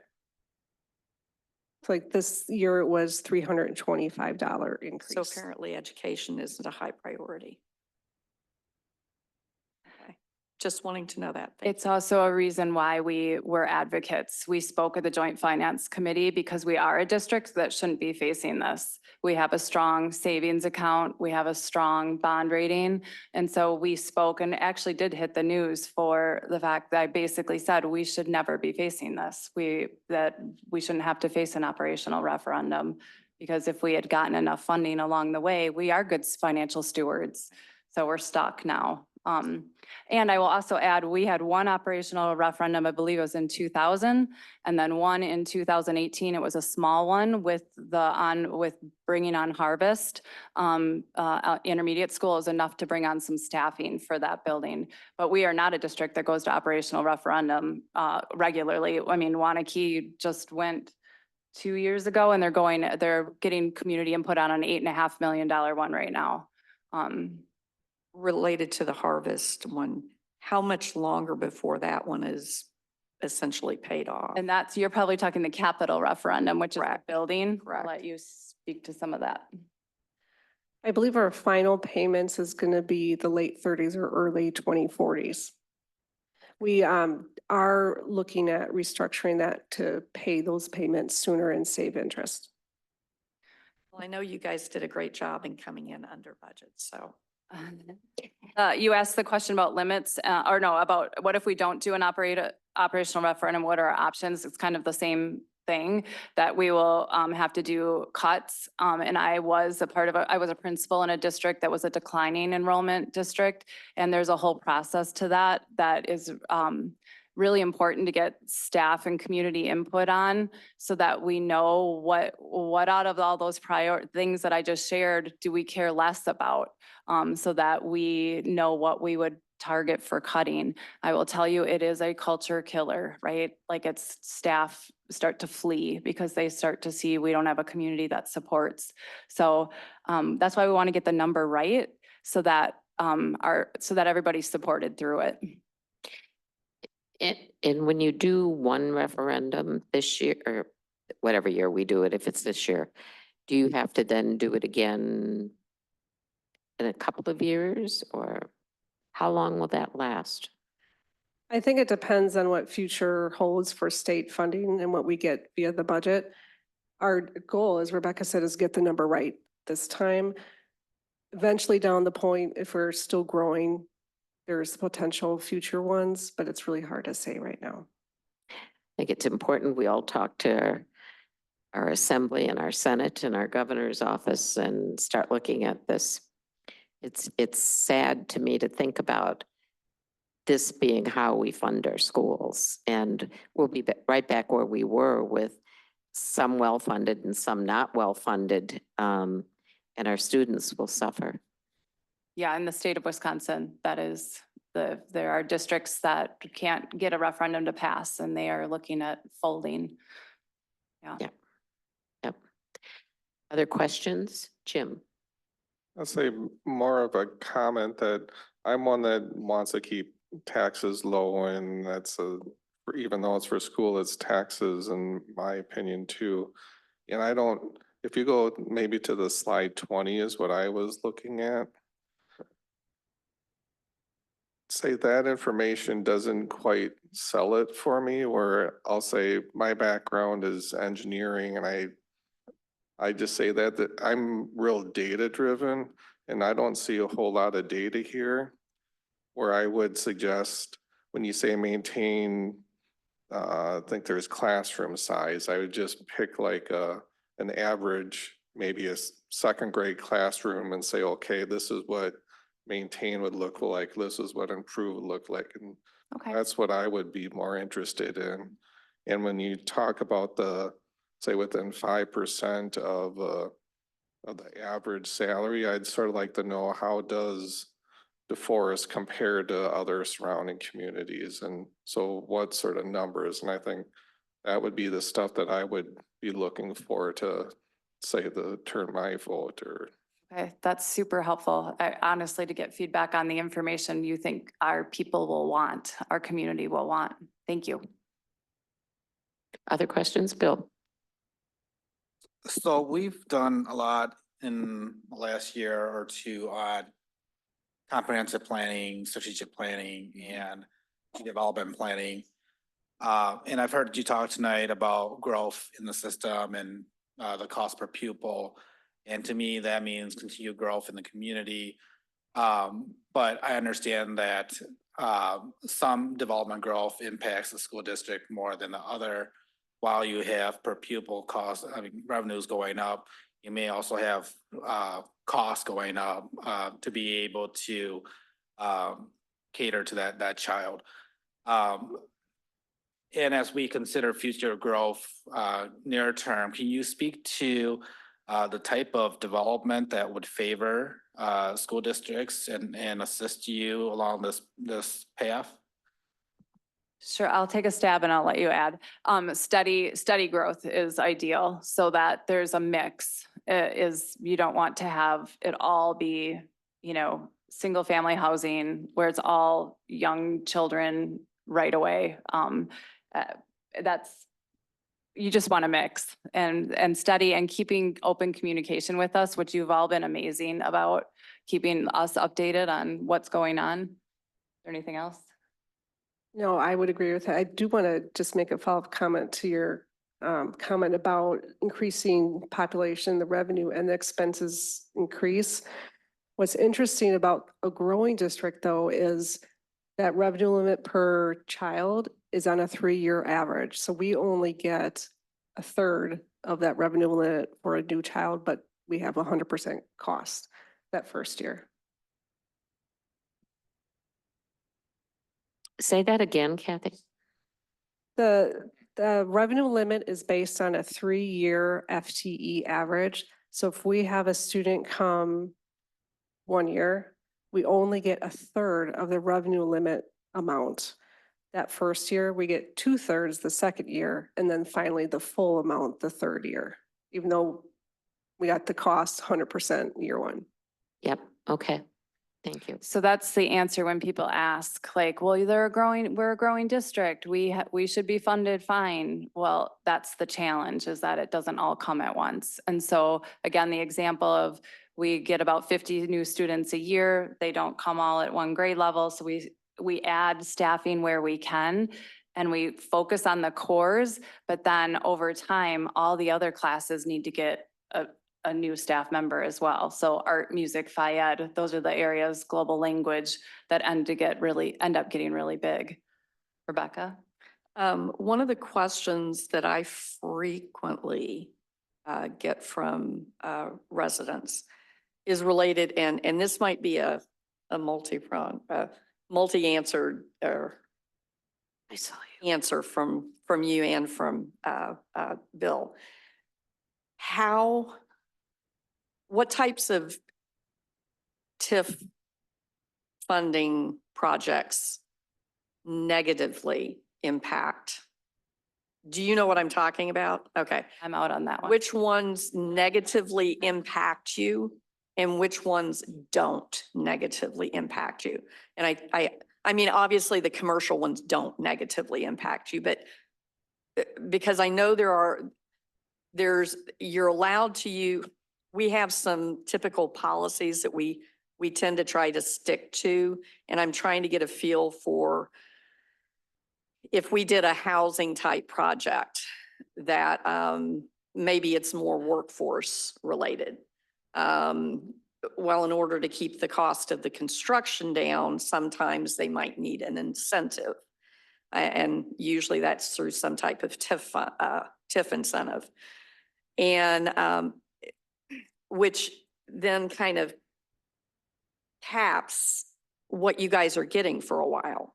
How does that negatively, which ones would more negatively impact you? I would Hope that makes say, sense. that does make sense. The ones that would produce more students from those developments would probably have a more negative impact on our growth and our capacity to handle the growth, plus the taxpayers too, because we have increased costs with those students, but where they're living, we don't get that district tax levy to share the cost until that TIF would close.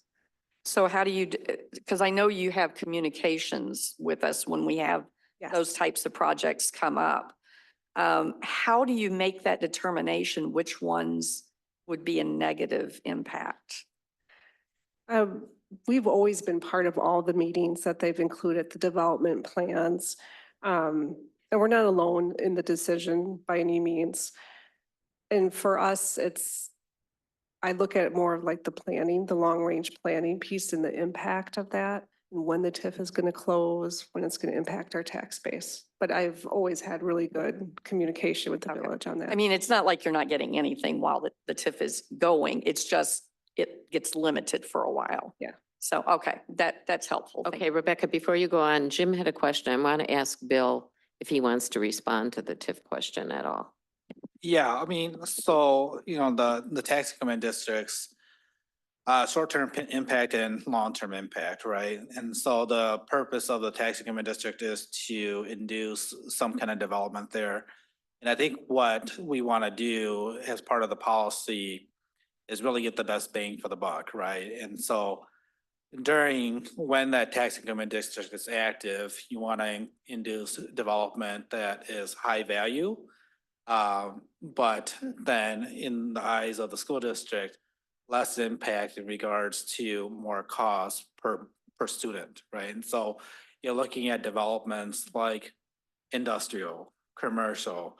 There are certain types of family units that are more friendly towards, say, workforce, millennials, et cetera, that may be short-term living versus single family. So the tax increment districts, the mixed use tax increment districts that we have in all of our districts does really limit the residential portion to 35%. That's statutory. And so it's a matter of finding that balance in between.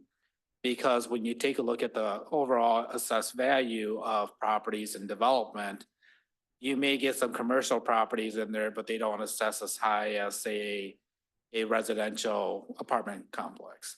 But however, that complex may have students that are impacting the school district. Again, it's finding that balance, finding that diversity of mix of facilities in that district, so that, for example, if you have a downturn in the industrial build, you're still able to keep the value up on the residential side or mixed use side. And so the long-term strategy would be to try to build as much value and increment in that tax increment district because then you have the opportunity to close it early because your expenditures have been met with your revenues, or use it in other avenues. Thank you. Jim? Jim, would you mind could I just jump in with one extra thing? Sure. Okay, so I think it's also important, the TIF piece, but I think you mentioned kind of the long-range planning. So both the Village of DeForest and the school district both employ the same planning consultant. So having our projections in line with what they're experiencing or expecting is important. For example, we had 2 housing projects come up recently that had similar considerations. So reaching out to them, we're able to communicate, how does this mesh with where you are anticipating students coming from? So it's very contextual, right? Like certain areas of the community, it sounds like, can accommodate more students than others. So each time it's sort of, there's that context piece too. Sorry, Jim. Okay. Now, Jim. Thank you. I'll try to speak up even louder, but and I thank you, Alex, because you partly answered some of my question, because I'll go back in history, say like about 15 years ago, I remember having similar conversations, and at that time it was Dr. Bales. And again, I'm guessing it was about 15 years ago, we were concerned about how fast like subdivisions were coming online. And that was, say, before the recession.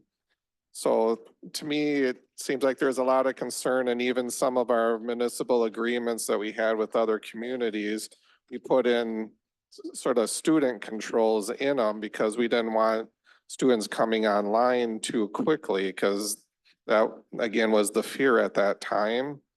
And then it feels like to me that there's been more or less a market correction and that fear's gone away. I mean, should we still be concerned about that uncontrolled student growth, or is that other, say, the market and other thing that's maybe gone where it's not so much a concern as it was that many years ago? And sort of what I'm hearing from you, Alex, at least as long as we're coordinating, we know what to accept, I'll say, or what to prepare for. Is that true? The coordination has been greatly appreciated from the district standpoint. And I wouldn't say we don't need to be concerned anymore, because, you know, there will be a point, according to our studies, for the same person that we use for long-term, where we will reach capacity at some of our buildings. And that is probably before the 2030 year.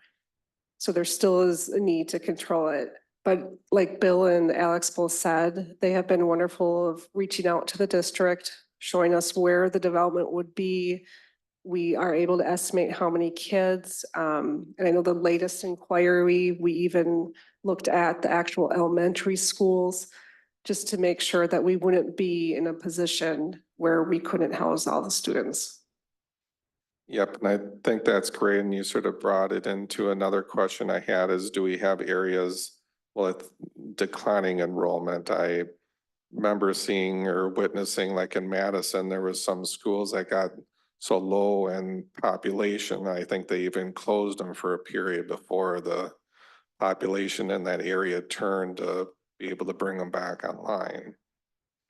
Currently, our projections show all of our elementaries have growth potential, so we don't have any buildings with declining at this point. Thank you. Other questions? If not, the only remaining question, oh, Jan, I'm sorry. I don't necessarily have a question, but I did want to say that I'm glad you all came and spoke about this. I learned a lot, and I've been enlightened about something I really knew very little about. So I'm glad you brought it forward tonight, and I appreciate it, and thank you. And I also wanted to say I agree with Jim that I like the idea of the data in the referendum chart that you have. I think that'd be really helpful. Okay. Thanks. Thank you. That's really helpful feedback. We appreciate your time. And just one last question from me. Timing of your referendum. Well, I'll let you speak to that. We have to, as a board, we have to make a decision by August. So by August, the board has to make a decision, which is why all of these community engagements are happening and so quickly and so rapidly. And like most of you, people are not aware of how public schools are funded and kind of the crisis, I would say, or the fiscal cliff that DeForest is in and kind of the history of how we got here and what that means, right? What that means for their kids, what that means for the buildings, and what that means essentially for the community. So timeline would be the board has to make a decision by August to be on the November ballot. Okay, that. Tushidra. I just have two things that I would like to add, just to help in terms of spreading this information to the community and just helping people wrap their minds around it. And it's not going to be math related.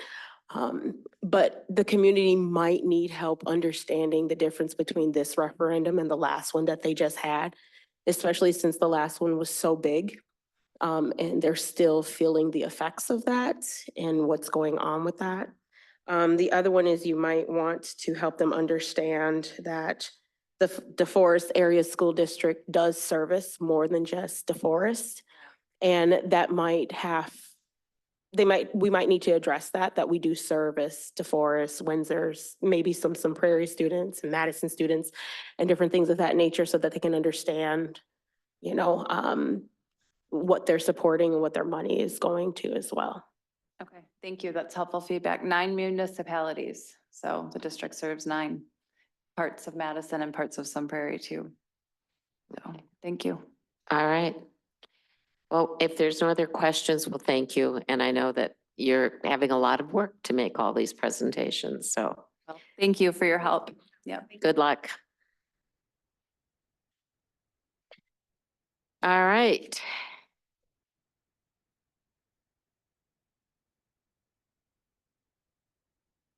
Thank you, Rebecca.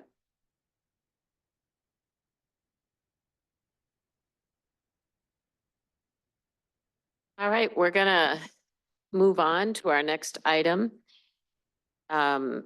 It's one that is of interest to all of us, discussion and possible action regarding update to urban deer management plan. Judd, Greg, you guys are on. Yep. So we had passed a deer wildlife management plan, but we need to kind of upgrade it to incorporate into the urban, all wildlife in the urban setting, right? And the really need to balance the needs of wildlife with human safety, property protection, and promoting a healthy ecosystem. So you guys had approved on March 19th that urban deer management plan. We have a lot of habitats, right? We've had people talk about the variety that we have in just the area of the Upper Yard River with mink and raccoons and possums and beavers and all of that. Windsor Police reached out and they have some coyote dens have been seen on property within the village of DeForest. Those coyotes have attacked dogs. They have attacked our chamber director's dog. She lives in the village of DeForest. The one dog that I know was attacked made it out okay, but it was a pretty horrific attack on the dog. So those homeowners have gone out to protect their animals, right? And the coyotes will back off a step or two, but they're not backing off very far. So we need to look into how do we handle this scenario. The Windsor Police has asked us to participate and help them out with that. So the first thing we need to do is have this as an option for us even to participate in, right? We don't allow trapping in the village by our ordinances. And so we want to make sure we can handle that when for coyotes, we could trap them. And if there are as aggressive as they've been reported to be, that's going to have to be next steps, right? But first we have to get this saying here, this is in here, and then we can work with a plan to coordinate how we're going to mitigate that circumstance within the village. Bill's adjusted for us. So here's the updated, we kind of updated there's a red line version and that should have been included in the packet too, right? So hopefully you could have seen where we made those changes. But really, we're deferring to the DNR. I talked to a couple folks who work for the DNR this weekend. They go to church with me. And they explained how this can work and what we should be doing and how to partner with the DNR on that. But really the purpose is laid out here is again to make sure we're balancing the needs of everything in the community, right? People first, then the wildlife comes secondary in a healthy ecosystem. So we're really going to defer to the Wisconsin DNR common nuisance and urban species that they have on their list, right? And we can work with the DNR to come up with plans. So for trapping, they've got a recommended list of trappers that we could work with in Dane County, or even probably get up to Columbia County to get some to come here to help with that. So that would be the plan. If there are questions that the board has on this, I can certainly try to answer them. Rebecca. The sigh, sorry. So I'm not necessarily against this. I just have some concerns. I've expressed some concerns earlier when I was chatting with Bill. And one is I want to make sure that it's not just, well, for example, you guys came to us about the deer, you know, before we actually started deciding whether or not to do a lethal option. I'm assuming that would be the same case with some of these things, like with the coyotes. And so, I mean, please get rid of them. But, sorry, but I'm just concerned because I know there's folks in the community who passionately love the wildlife. I happen to love the wildlife too, but I want to make sure that, and I think this plan does probably address the concerns. I just want to make sure that that's well communicated. But the one concern I really do have is related to the trapping. I think there's potential, and correct me if I'm wrong, you said we currently have an ordinance against trapping. Is that correct? Correct. Trapping within the village is not permitted. Okay, and I think there's probably good reason for that because of safety issues. Is that correct or am I wrong? Could be for holes. Al's are going to be confusing, but I'm pretty sure I've read that in ordinances. Disagree. Yeah, trapping of wild animals is, I believe, prohibited by the ordinance, and that would be presumably because of the risk to domestic animals. Dogs can get caught in leg hold traps just like a coyote can. Yeah. So it depends, if you're going to do this, it depends on what kind of property you're doing it on. It's one thing to set up a bunch of traps next to the Ohio River Trail. It's another thing to do it on private property where the coyotes may have a den. Right. So that's the kind of thing that staff will look into when implementing the program, certainly. Okay. Yeah, that would be probably my biggest concern. Safety for domestic animals, but also non-threatening wildlife and potentially even kids. You know, kids coming across something and kids being kids, taking a stick or whatever, or thinking it's something, they're wondering what the heck it is. They don't realize the danger that may inherently be present with something like that. Yeah, and I think as far as trapping goes, there would be signage. We'd probably have plenty of signage around that area if it were to happen. And it's kind of the last resort type thing. At least that's my thoughts, is if that animal's conflicted with the humans or other dogs or cats or whatever there's going on, that's when we'll have to take it to the next step. All right, we have Bill and then Jim. So the intent of the policy is to set a standard for how the village and village staff will react to a nuisance species, right? And so I think there is a standard in regards to identifying a nuisance species, the actions that's happening and the conflict that may be happening. And so this sets forth a process in which we can react to that nuisance. It puts it out there. You had discussed in regards to notice. I think we're pretty good at noticing or providing notice to the village board when something like this is going to happen. I don't think that staff has the intention to just go out there and do this. And then it takes us down the track, the notice, the information sharing, the consulting with DNR, the looking at non-lethal options before the lethal, but understanding that lethal is an option to abate the nuisance. Thank you, Jim. Just a comment to say with the trapping, I don't quite know how applicable this is, but I know with my doings with the Friends of the Yahara River, we have rebars in the water that do temperature monitoring. And there's been a couple of them we've lost where people have pulled them out. I personally think they've been pulling them out thinking they're some sort of piece of rebar that somebody's attaching traps to. So I just wanted to bring that up because I think it is important if we go that way to have the signs and probably have even a whatever fine if removed type thing, because I think people will remove them if they know or they think they are a trap. Do we know at all the size of the coyote population? I don't have a number that I can give you.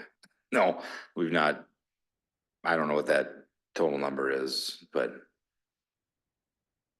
okay, there's several dens, so they can be 3 to 4 in a den, right? So but it could be more than that. It's hard to say. And part of this is, as Bill said, is we want to, when we know there's a threat and we can, if it's emergency, right? We've got it. This gives us the ability to act as needed, right? But if it's something that we can slow down and take a beat on, that's certainly what we prefer to do, right? We're not just looking to mow things down, right? But when I hear the reports that people will take a step towards the coyote and they'll retreat a step or two, but then they'll come back. They're not fearful, right? It's just like the deer. When I walk on the trail, last night I was closer than Callie and I to a deer on the trail, 2 deer, and they didn't care. They don't. They're very accustomed to human interactions, right? But coyotes are different, and a little kid is in danger then. So Absolutely. As a child on the farm, that was our experience. Bill had his hand up, then Colleen. Al, do you want to go first? Yeah, I just wanted to clarify, I just checked the ordinance and trapping is prohibited other than live traps. And trapping in parks is prohibited of all kinds is prohibited without village board approval. Okay. Are we done with public input on this or public meetings? Because I engaged the forest, there's a bunch of people that thought we should have like a bow season, things like that. I don't know if that's fully been educated to them as to why we couldn't, or. we certainly can. This is that's in particular to deer, right? This is what we're doing here is just trying to expand it further, but we certainly can have that conversation and set up those educational meetings for folks. Or do a frequently asked questions. We're doing our best to respond when things are asked or pointed out on Engage the Forest. I don't think we've done it with regards to this urban wildlife management plan yet, but we'll sit down as staff and go through with Stacy and say, all right, here's the best way we should respond to this one, or here's how we respond to this one. I was just wondering if there's gonna be like a public meeting where, before the deer management plan comes into effect to educate the public. Certainly we can. For and some against, and some in the middle that don't know. Some get rumors that we're gonna have shooting, we're gonna get a helicopter and it's like Vietnam and shoot them out of the. No. Or whatever, and it just rumors go around, and if we had a public meeting, say tomorrow night or 2 months from now saying, this is our plan? We're still building the plan, working with the partners that we want to engage with, before we can discuss the plan, right? We want to say, here's our plan going forward. Here's the reasons why we're not having public shoots, opening up to public just because of limited space that we have in the village, and the ordinances that are in the books. So, but we can certainly, we'll do those things once we have a plan fully formulated. Because I see it says we can take action, but, I just wonder if some of the public thinks it's a done deal. That we're gonna go out and shoot 200 deer. Is that, some people's public opinion is it's a done deal.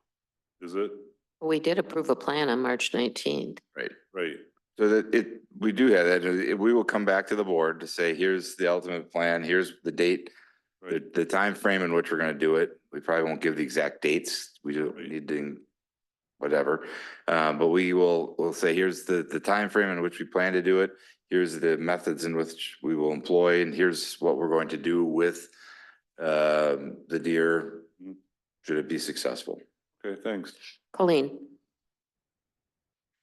Well, it says possible action, so I'll make a motion that to approve the urban deer management plan. Second. a motion and a second. Any further comment?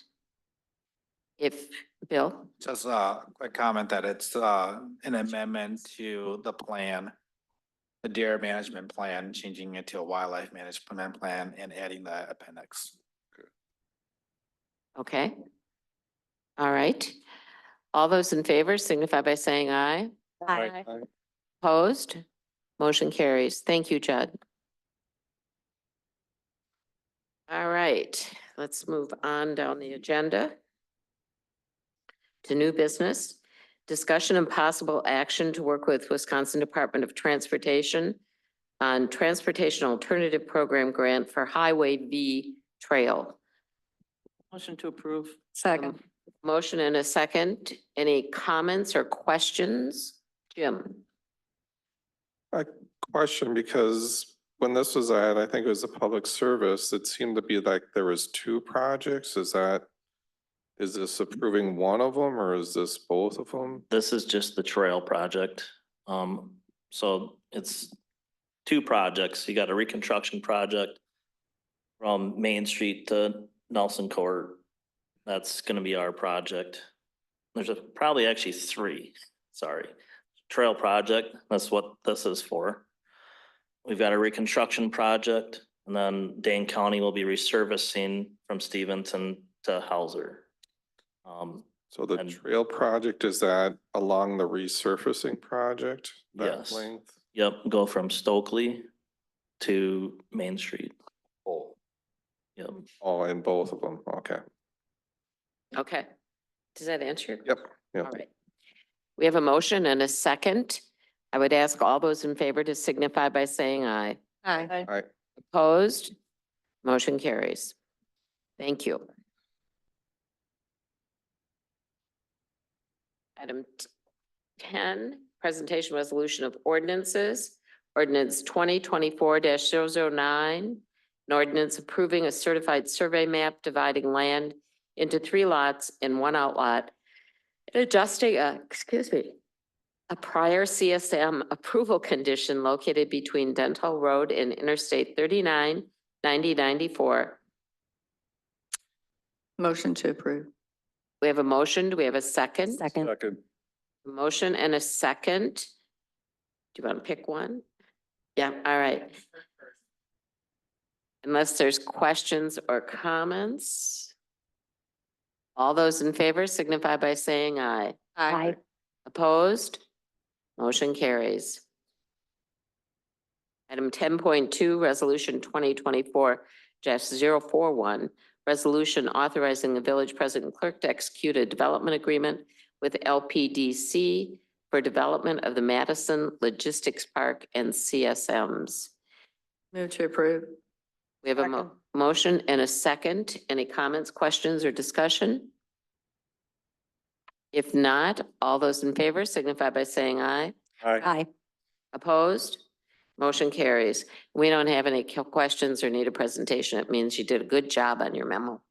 That was Roffers. I'll take credit. All right.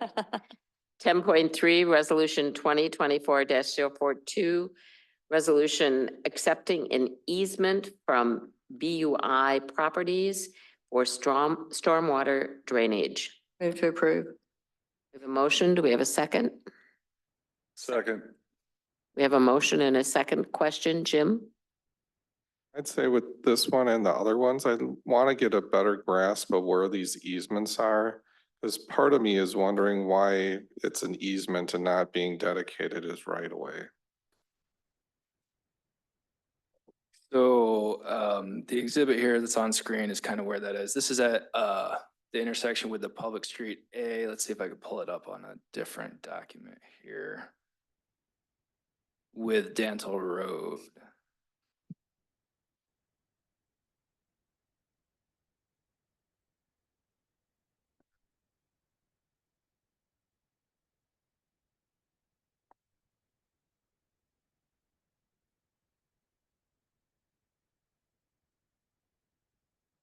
Are you able to point it out on maybe the GIS? Yeah, but one of the streets doesn't exist yet. Oh, So Dantle Road is east-west here, and the drainage easements are kind of through there, either side of the roadway.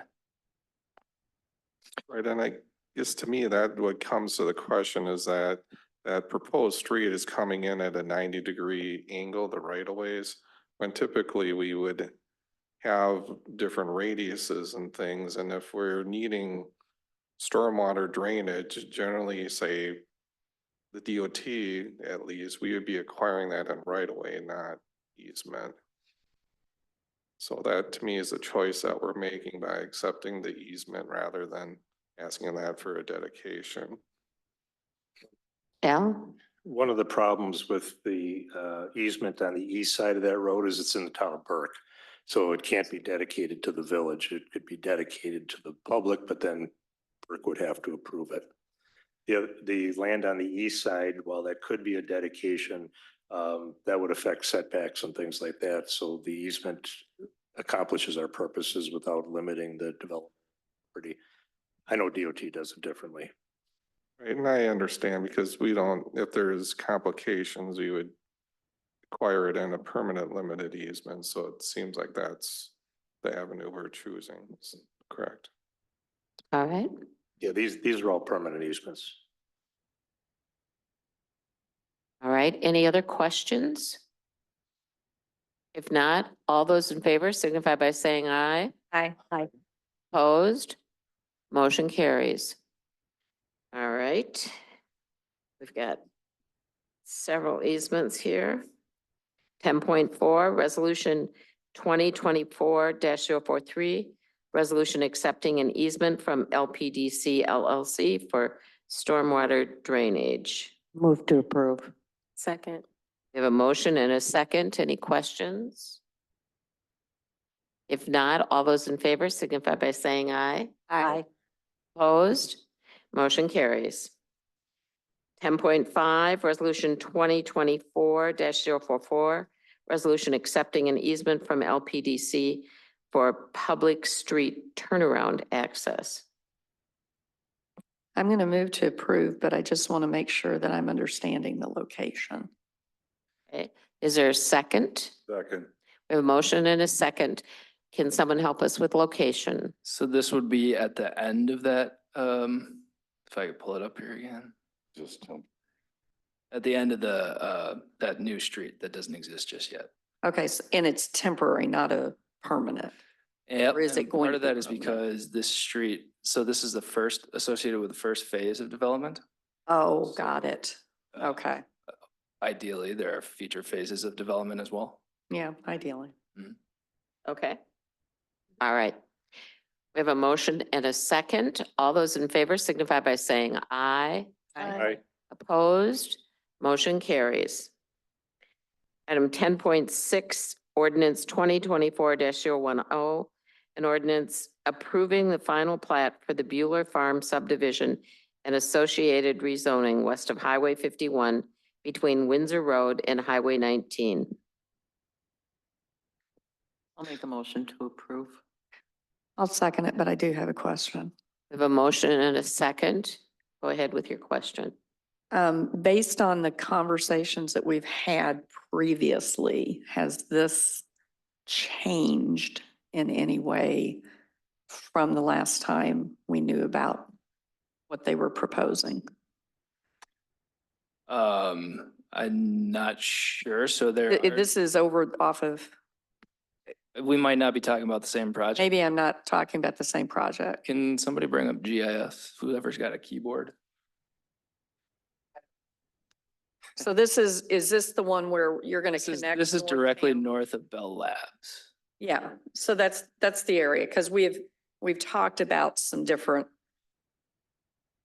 layouts for the project there, and I'm just wanting to find out, has this changed significantly? from it? Yes, they made some amendments to the southern, let's see if I can pull up the slide here, lot 34. Flip it a few times here. Thank you. So lot 34 and outlot 4 had some realignment based on stormwater management. So to accommodate stormwater management. So lot 34 got slightly bigger and outlot 4 changed. I think it's in Mark's memo as well. So lot 34 was expanded to 3.79 acres up from 3.22 acres. And in effect, that allows that lot to have 66 units compared to 56 units. Okay, thank you. Okay. So I believe we have a motion and a second. Oh, I'm sorry, Jim. So another change, I think change even since the planning and zoning consider this, there's talk about the 30-foot setback for landscaping. I'm just wondering if I could get a little bit more history on that, because it said that it went to the DOT and then they didn't like it. Talking about on lot 33? Yes. So closer to Northtown. So they're requesting greater than a 30-foot setback is what's in the video. I think what's going on is that there's the 42 setback, that's a highway setback, and generally DOT doesn't like public improvements in that 42 setback. So my guess is that they're interpreting the landscaping as a public improvement, but it didn't quite say that in the staff report.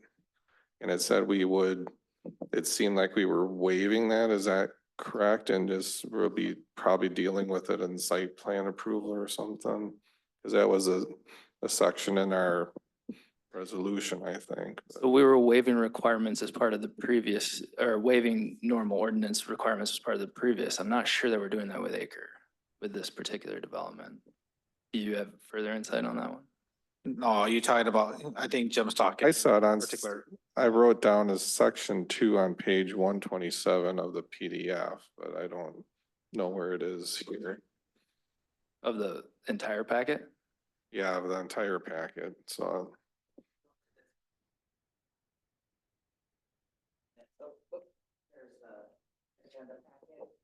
Oh, sure. What page?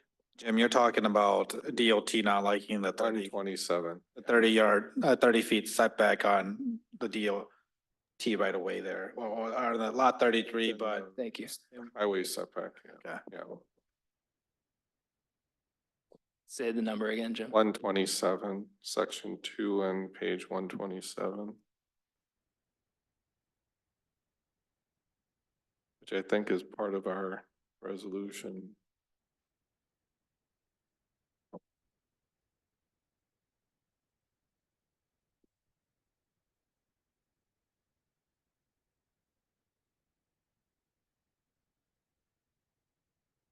Okay, so I guess the section 2 is saying, Conditional upon Woodstock being okay with it, basically. okay, I guess I could dig a little bit deeper into that and see what the backstory was there. yeah, I guess I'm just a bit curious where that's coming from, because in the staff report, it talked about being that they felt, and I'm assuming it was probably Mark writing it, that he felt that that was a change in policy or interpretation of the policy, so. I personally feel it's important to have landscaping within that 42 feet, so if we're gonna lose that, say if the DOT doesn't agree with it, the way I read section 2 is we would lose that easement, but I'd still like landscaping along that lot 33. So lot 33 still has to come in, so that was a preliminary development plan for the PUD. So they'll still have to come in with a final development plan as that develops.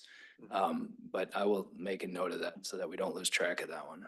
Yep, I'm just, again, a bit curious because maybe if it's just that it's a required improvement and that's what's the hang up, then maybe just site plan approval would allow for the landscape. Sure, that's a good point. Thank you. Was that a coyote howling?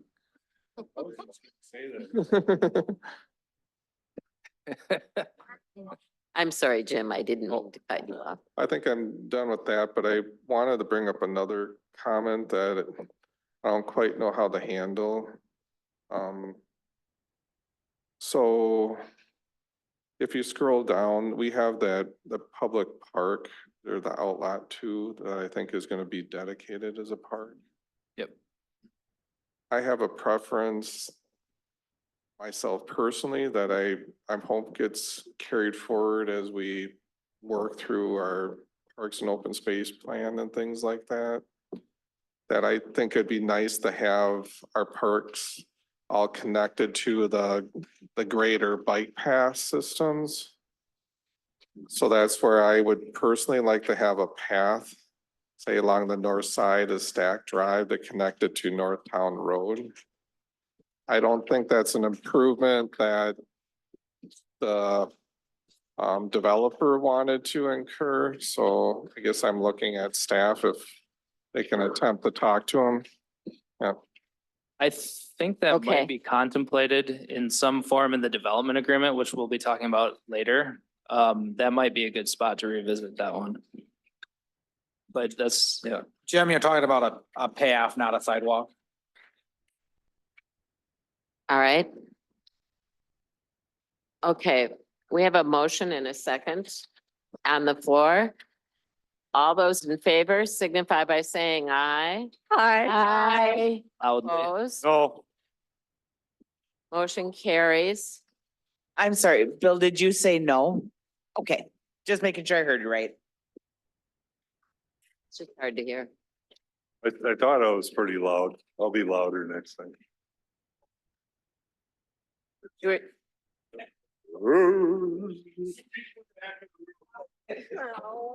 Before this is over, I'm gonna need an ear horn. All right, everyone can get up and look for 1 minute at their cars. Oh, yeah. Lots of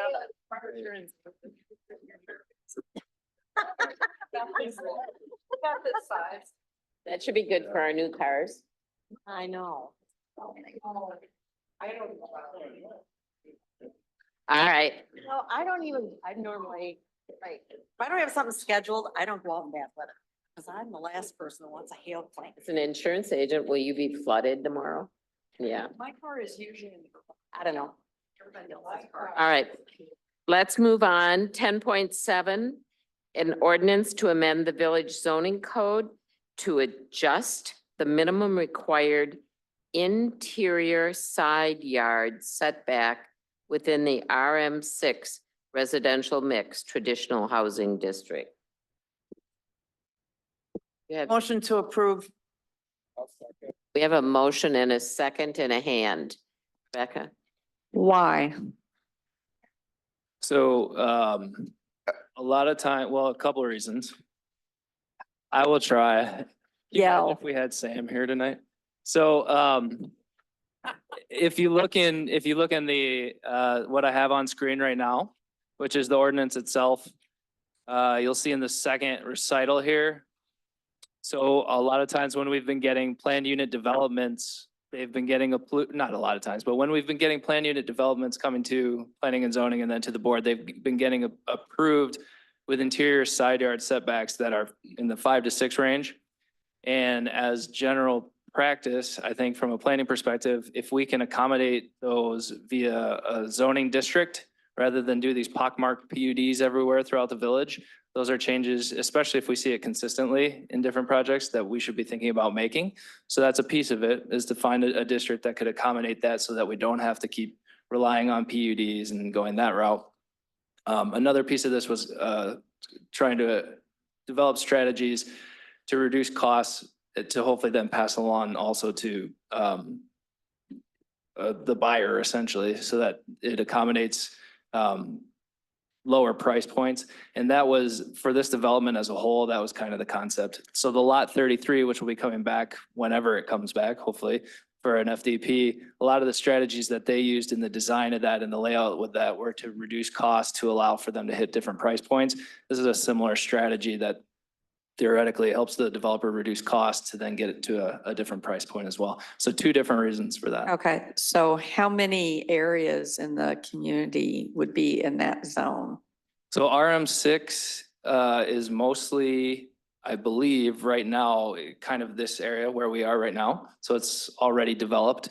I'm not sure that there is any RM6 outside of this project and what's already developed here in the interior of the community. Down in my neighborhood, Murray Sure. North. Yep. Let's see if I can pull up the zoning here. And what is the current setback? 8 feet. So Okay. it's a 2-foot reduction. And again, this is only for interior side, so not like a corner lot, Oh, interior okay. lots and on the side yard. Which In so between basically houses. that means they can be pushing their homes right up to that line. No, 6 feet from, That's what I'm Property talking about. yes, structures. I'm trying to find, so RM6 is, Having visions of my childhood with the shotgun houses that were right on top of each other. So basically you could end up with two houses with maybe 12 to 15 feet between them. 12 feet, whereas currently it's 14 feet. One of the things that I note is that if we're going to build some affordable housing, one of the elements is the cost of the lots and the space. And unfortunately, because I don't like it any more than you do, we're going to have to look at that as one of the options. Well, and just going conceptually, and I think part of one of the things that Rebecca said today too is looking at variety, right? Variety of housing types. What you want or what I want in a housing type might not be what everybody wants. So having a good mix of different things, I think, is important. Right, Jim?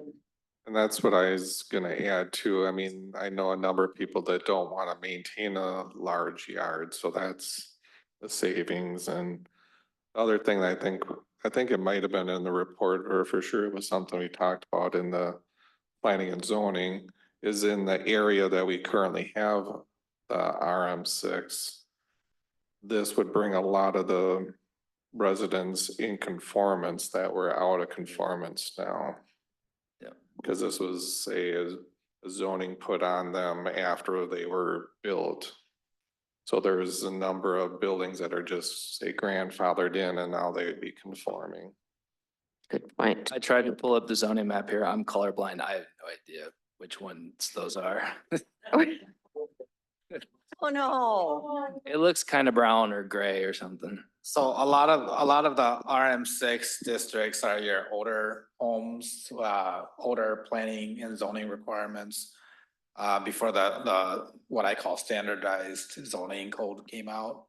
And so, I call them the World War II homes, and the need to get back to have some diversity. I think we also talk about it in our comprehensive plan in regards to traditional neighborhoods, and being able to create that, or being required to create that as we get towards 15,000. Good question for Alex. I'm assuming based on some of the conversations we've had regarding some of the things we would like to be able to see come into our community, this would help achieve that. Yeah, I would think so. I mean, I'm not sure specifically what you're referring. Like the Habitat for Humanity. Oh, yeah, and stuff absolutely. like that. Yep. And, you know, not just habitat, but different kinds of development too. And, you know, from a design perspective, I think there are different strategies that developers can use to make these feel less, I don't know, so less tight, Right. less, I don't want to use the word oppressive because I don't think they feel oppressive, but they- Well, if they're done right, they're not, the biggest thing, the biggest issue I have with it is not so much the size, I'm sorry, I'm right on top of that. It's not so much the size of the yard as I've been it would feel to me like I'm in an apartment where my neighbor, if they smoke a cigarette or they have their loud music on, I'm gonna hear and I'm gonna smell it all. Sure. And that's where I come in on some of this. It's not so much the aesthetics as just a little bit of privacy. If you're buying a home, I just like a little privacy. That's my perspective, though. Some people select homes that way, though. So, Jim, did you have your hand up? I was gonna say, but I think it didn't need to be said. I mean, there's just different varieties of. It's nice to have privacy, but it's also nice to afford a home too. Start somewhere. My best friend lived next door. I sat on the end of my couch and she sat in her kitchen and we talked. Jan, Can you tell me, just for my understanding, the houses that are being built over there, that road, I can think of one of them, Euchre or Ubecker? Okay. Okay, so those houses, do those have the 7 foot? I What are- don't what are know those at? offhand, but I think that was a PUD, so I'm gonna guess that they probably do have a reduced Well, you setback. think it's probably even less than Yep. like the 7 foot because it was a PUD, so it, That's my guess. I don't know that for certain, but that's my guess. yeah, right. And all those are being sold over there, so people want them. We do have a motion. I have that Colleen made the motion, but I couldn't tell if it was Jim or Bill that had seconded that motion. It was Jim. Okay, thanks. All right. Anything further? Let's call for the question then. All those in favor signify by saying aye. Aye. Aye. Opposed? Motion carries.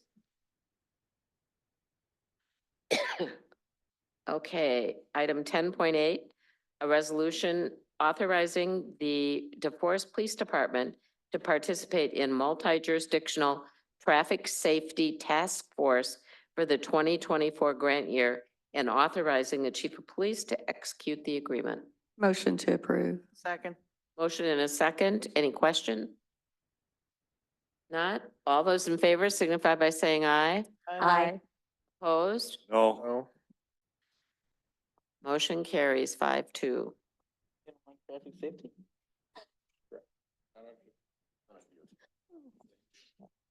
It's fear. It's fear. We understand that. 10.9, Resolution 2024-047, resolution to establish a memorandum of understanding between the Village of DeForest and DeForest Windsor Chamber of Commerce for July 4th celebration event management. Move to Move to approve. approve, second. We have a motion and a second. All right, comments, questions, or Tricia, do you want to say anything? I mean, this is a difficult group, so. Is there, I guess I would just have a question. This is just the memorandum of understanding to kind of get us through this next year, this next event, correct? I'll answer that. Yes, that is what this is. So it's really just kind of, we wanted to lay it out that both of us agree, this is the terms that we're agreeing on and. And it's basically what we've already been talking about anyway, correct? When we went back to the executive committee, they were like, nope, sounds good to us. All right. A motion and a second. All those in favor signify by saying aye. Aye. Aye. Opposed? Motion carries. Communications, check register was in your packet. Board reports and minutes were in your packet. I don't have any, oh, I do have something. On June 4th, Joan Balwig is coming to the board meeting. She has asked if we have any questions we want her to address, to please get them to her. So if you would send them to me, I have some from Bill. I'm about to send her something this week. Also, she has left material. If you would like to take a copy, please do. I don't know if there's enough. Okay, so don't take one then. There's 3 for this side, and you want to hand those to me?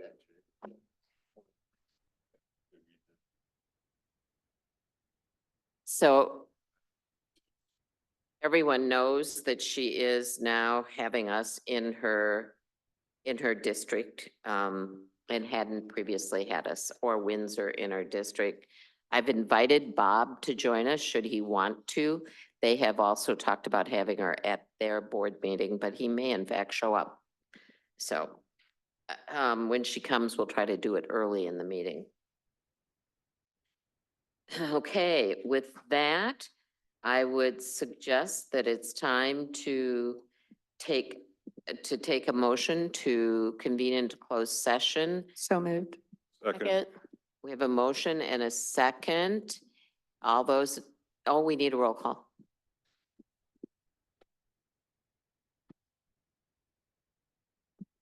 Trustee Lingra, trustee Little, Aye. trustee Simpson, Aye. trustee Stefan Hagenhan, Aye. trustee Witherspoon. Aye. Trustee Allen, Aye. President Cahill Wolfgram. Aye. Motion carried 7-0. We're gonna take 5 minutes while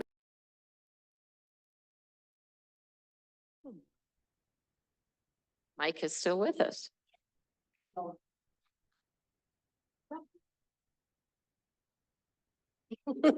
All right, here we go. Are we ready? Yes. 16.1, Resolution 2024-045, a resolution authorizing the president and clerk to execute a development agreement with TDC DeForest regarding construction of Yahara Road. Move to approve. Is there a second? Second. Motion and a second. Any more comment? All those in favor signify by saying aye. Aye. Opposed? Motion carries. 16.2, Resolution 2024-048, resolution approving an agreement with Quick Trip for sponsorship of the Village of DeForest Athletic Complex. Move to approve. Second. Motion and a second. All those in favor signify by saying aye. Absolutely. I'm just looking at Kelly. Did she catch all who said? Who knows? I got Rebecca for the motion. For Quick Trip. Oh, it was you. Who did the second? Okay. Aye. See, you need a guy between here.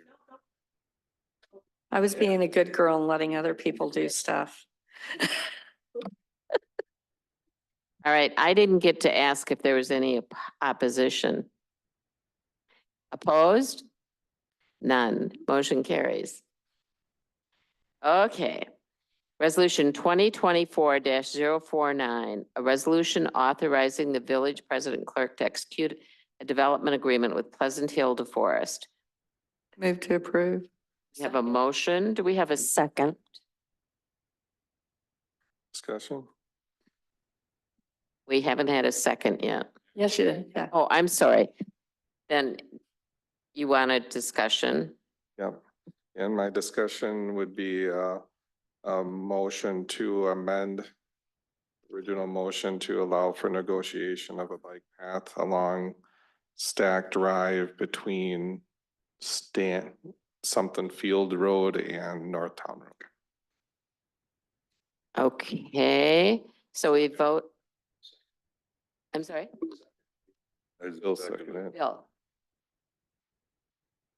Yep. Yep, and we vote on the amendment before we vote on the motion? Yes. All right. All those in favor signify by saying aye. Aye. Aye. Opposed? Nay. Oh.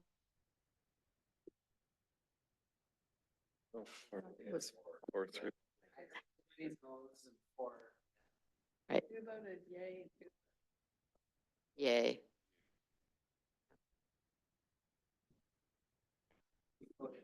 I was against it. I'm a nay, yeah. I voted no. All right, motion fails, and now we have a motion to approve and I hope you feel better. Yeah. We have a motion on the I'll sleep floor, better tonight. to approve the agreement. All those in favor signify by saying aye. Aye. Opposed? Oh. Motion carries. Got that one, Callie?